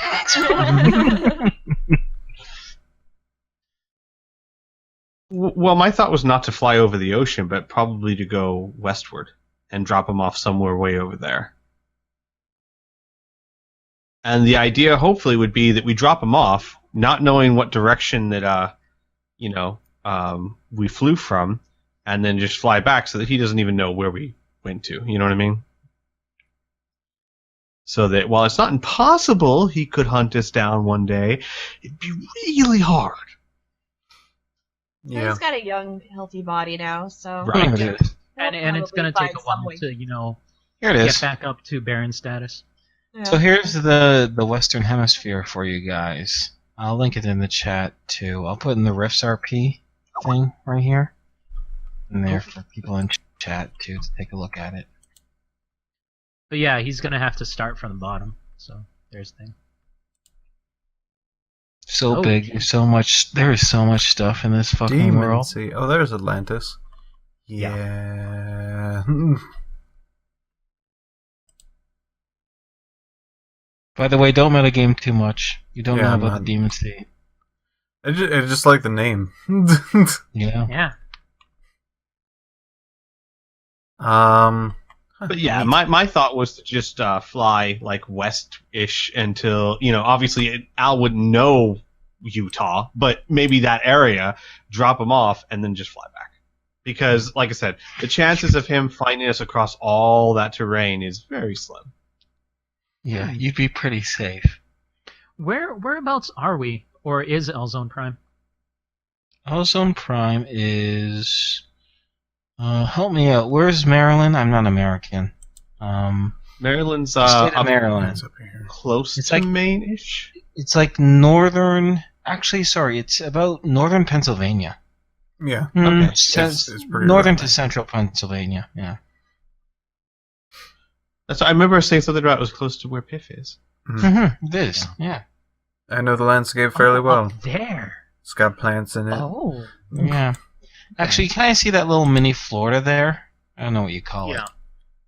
I mean, I just Also, call it Chi-Town, that's the center of the coalition territory. I don't know why I didn't realize that. Yeah. Florida. Mhm. That's Chi-Town. Mhm. Anyway. So are we agreed on Elzone Prime? We Yeah. could drop him off in Free Quebec. Oh. No, It I'm good is- with Elzon Prime. Okay. It's Free Quebec. I'm butchering it super hard, but Quebec. is that Mhm. Quebec? Is that coalition territory or Mhm. no? Last time you checked it was. Okay. But what about Nova Scotia? That's where the fairy folk live. It's hilarious. You should go there. Drop him off. He wakes up. There's elves everywhere. No, fairies, not elves. Oh shit! Fairy Fairies. folk. You laugh, but fairies I'm are gonna have to, amazing I'm in gonna have to Palladium talk to games. I'm gonna have to talk to Mr. Simbita. He doesn't actually have much description on what's going on in Yemen. I think that's a slight oversight. Anywho, Anywho, so that's what we'll do. We'll start. Actually, now that I've been talking about this, is getting a little bit on the leader side. Mhm. So I won't describe the travel there, but I know where you guys are gonna head. So next session, I'm gonna start you guys off in L Zone Prime. I'll of course describe the teleportation, all that good stuff. But now I know where to go for. I know what to plan for. Mhm. Focus in my ideas. Wow. Sounds good. Wow. What a session. Yeah, what a session. Talking about a Mexican standoff, I'm just like, Yeah. there's a way they can get out of this, and maybe there's a few ways, but they're not gonna like it. And then we withdrew the grenade, pulled the pin, and stood around. It was one of those Yeah. things where we're both holding hands and we're going like, alright, we're not going to screw each other over And that we much. draw And we the started dagger like from pushing behind each our other a back. little bit back and forth. And one person is just like, there's my ace card. And you're like, well, I'm going to have to play this now. I didn't want to. That's exactly what I was thinking. It was like the Baron just laid down like a Royal Flush. royal flush, and we're like, damn it, 4 aces. Well, Royal Flush is the highest The hand. ultimate, yeah. Yeah. I don't know poker well enough. Basically, No, he second. put down He a laid down Royal straight. Flush, and we pulled out a gun. That's what happened. Yeah, too. That is exactly what happened. He thought he had you. Otherwise, why would he have said any of that stuff? Mhm. Right? Yeah. He thought he had you. He thought he had you. I'll be honest with you. For a second or two, I thought he had us. I thought we were like, well, we're not getting anything, and yeah, this sucks. Oh well, life goes on. My first But thought Patrick- was just like, So you said, I was just like, so Tyrath is going to like know that this thing has been taken around my neck. I should give him a heads up. Hey Tyrath, ready to go? Yes, I am. Yes, I I still, am I ready think to that's still go. one of my favorite things ever in Rift so far. Mhm. So you said 4 magic items, and I know how you don't like to change negotiations. Oh God, the sass. You know what? Patrick with sass. You know what? I gotta. Like I said, half of me was like internally, I was just screaming like, "What is going on?" But the other half was seriously, because as much as I'm a GM and I create challenges in the living world and all that good stuff, I'm on your side. We're telling the story together, so I get excited when you guys, go through going through the eye of the needle.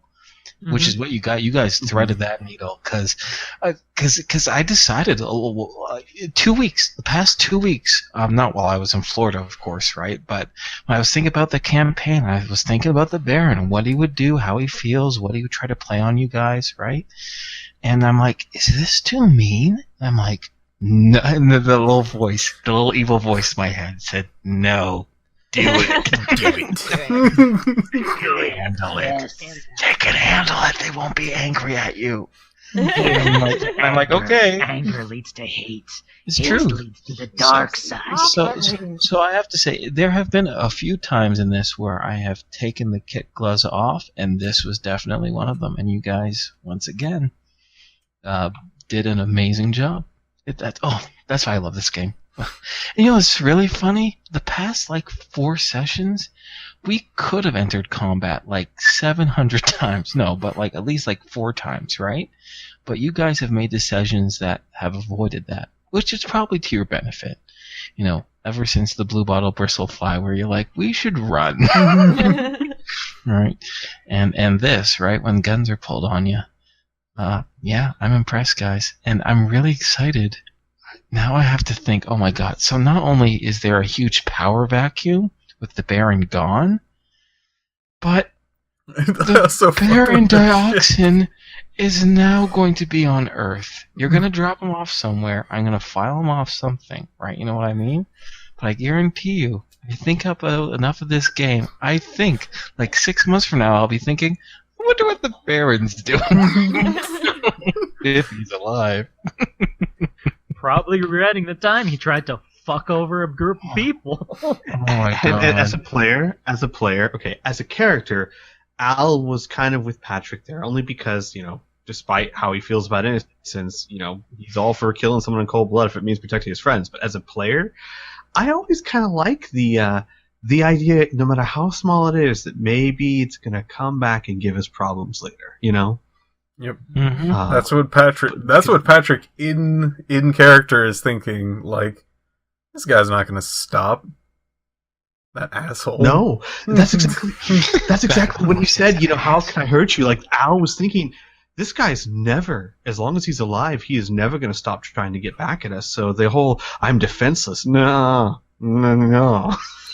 If you thought he was just kind of being, like, pissed off about just having, like, no, not that body, and he goes, that's gonna be, I'm not even going to fuck those guys, and almost freaking killed us over it? You think completely shutting down his entire empire and shoving him in hell? If you freaking had a vendetta against us before, and now he does. No, I'm sure he's just gonna say, well, gee whiz, I should have just given him the regular glitter boys. Oh well, new day. He must have that thought too. Just like, son of a, like, why did I push it that far? Why was I fucking with a group of people that had like this higher being with them? Of all things. Why. You know what's gonna happen? He said why. He said he hasn't been told no in 60 years. You know what he's gonna become? He was You know, selfish little the bitch. peaceful Mr. Burns. The I bring you peace and love. It's gonna happen to the Baron. He's gonna be like, hello, We friend. see the Baron in 5. He's become like a post-apocalyptic Mr. Rogers. Well, okay. All right, guys, I have to get going. Yeah. Yeah. Alright. But I will see most of you Tuesday night. Yes, except for Criana. I was like, what the fuck are you talking about? Except for Criana. Except maybe one day Criana will be able to join us in 3 Galaxies. Mhm. God, I that was... I look forward to that day. Alright, bye stream. But Bye, anyway, everyone. gotta go, guys. Bye. And bye stream. Bye, you guys too. I do.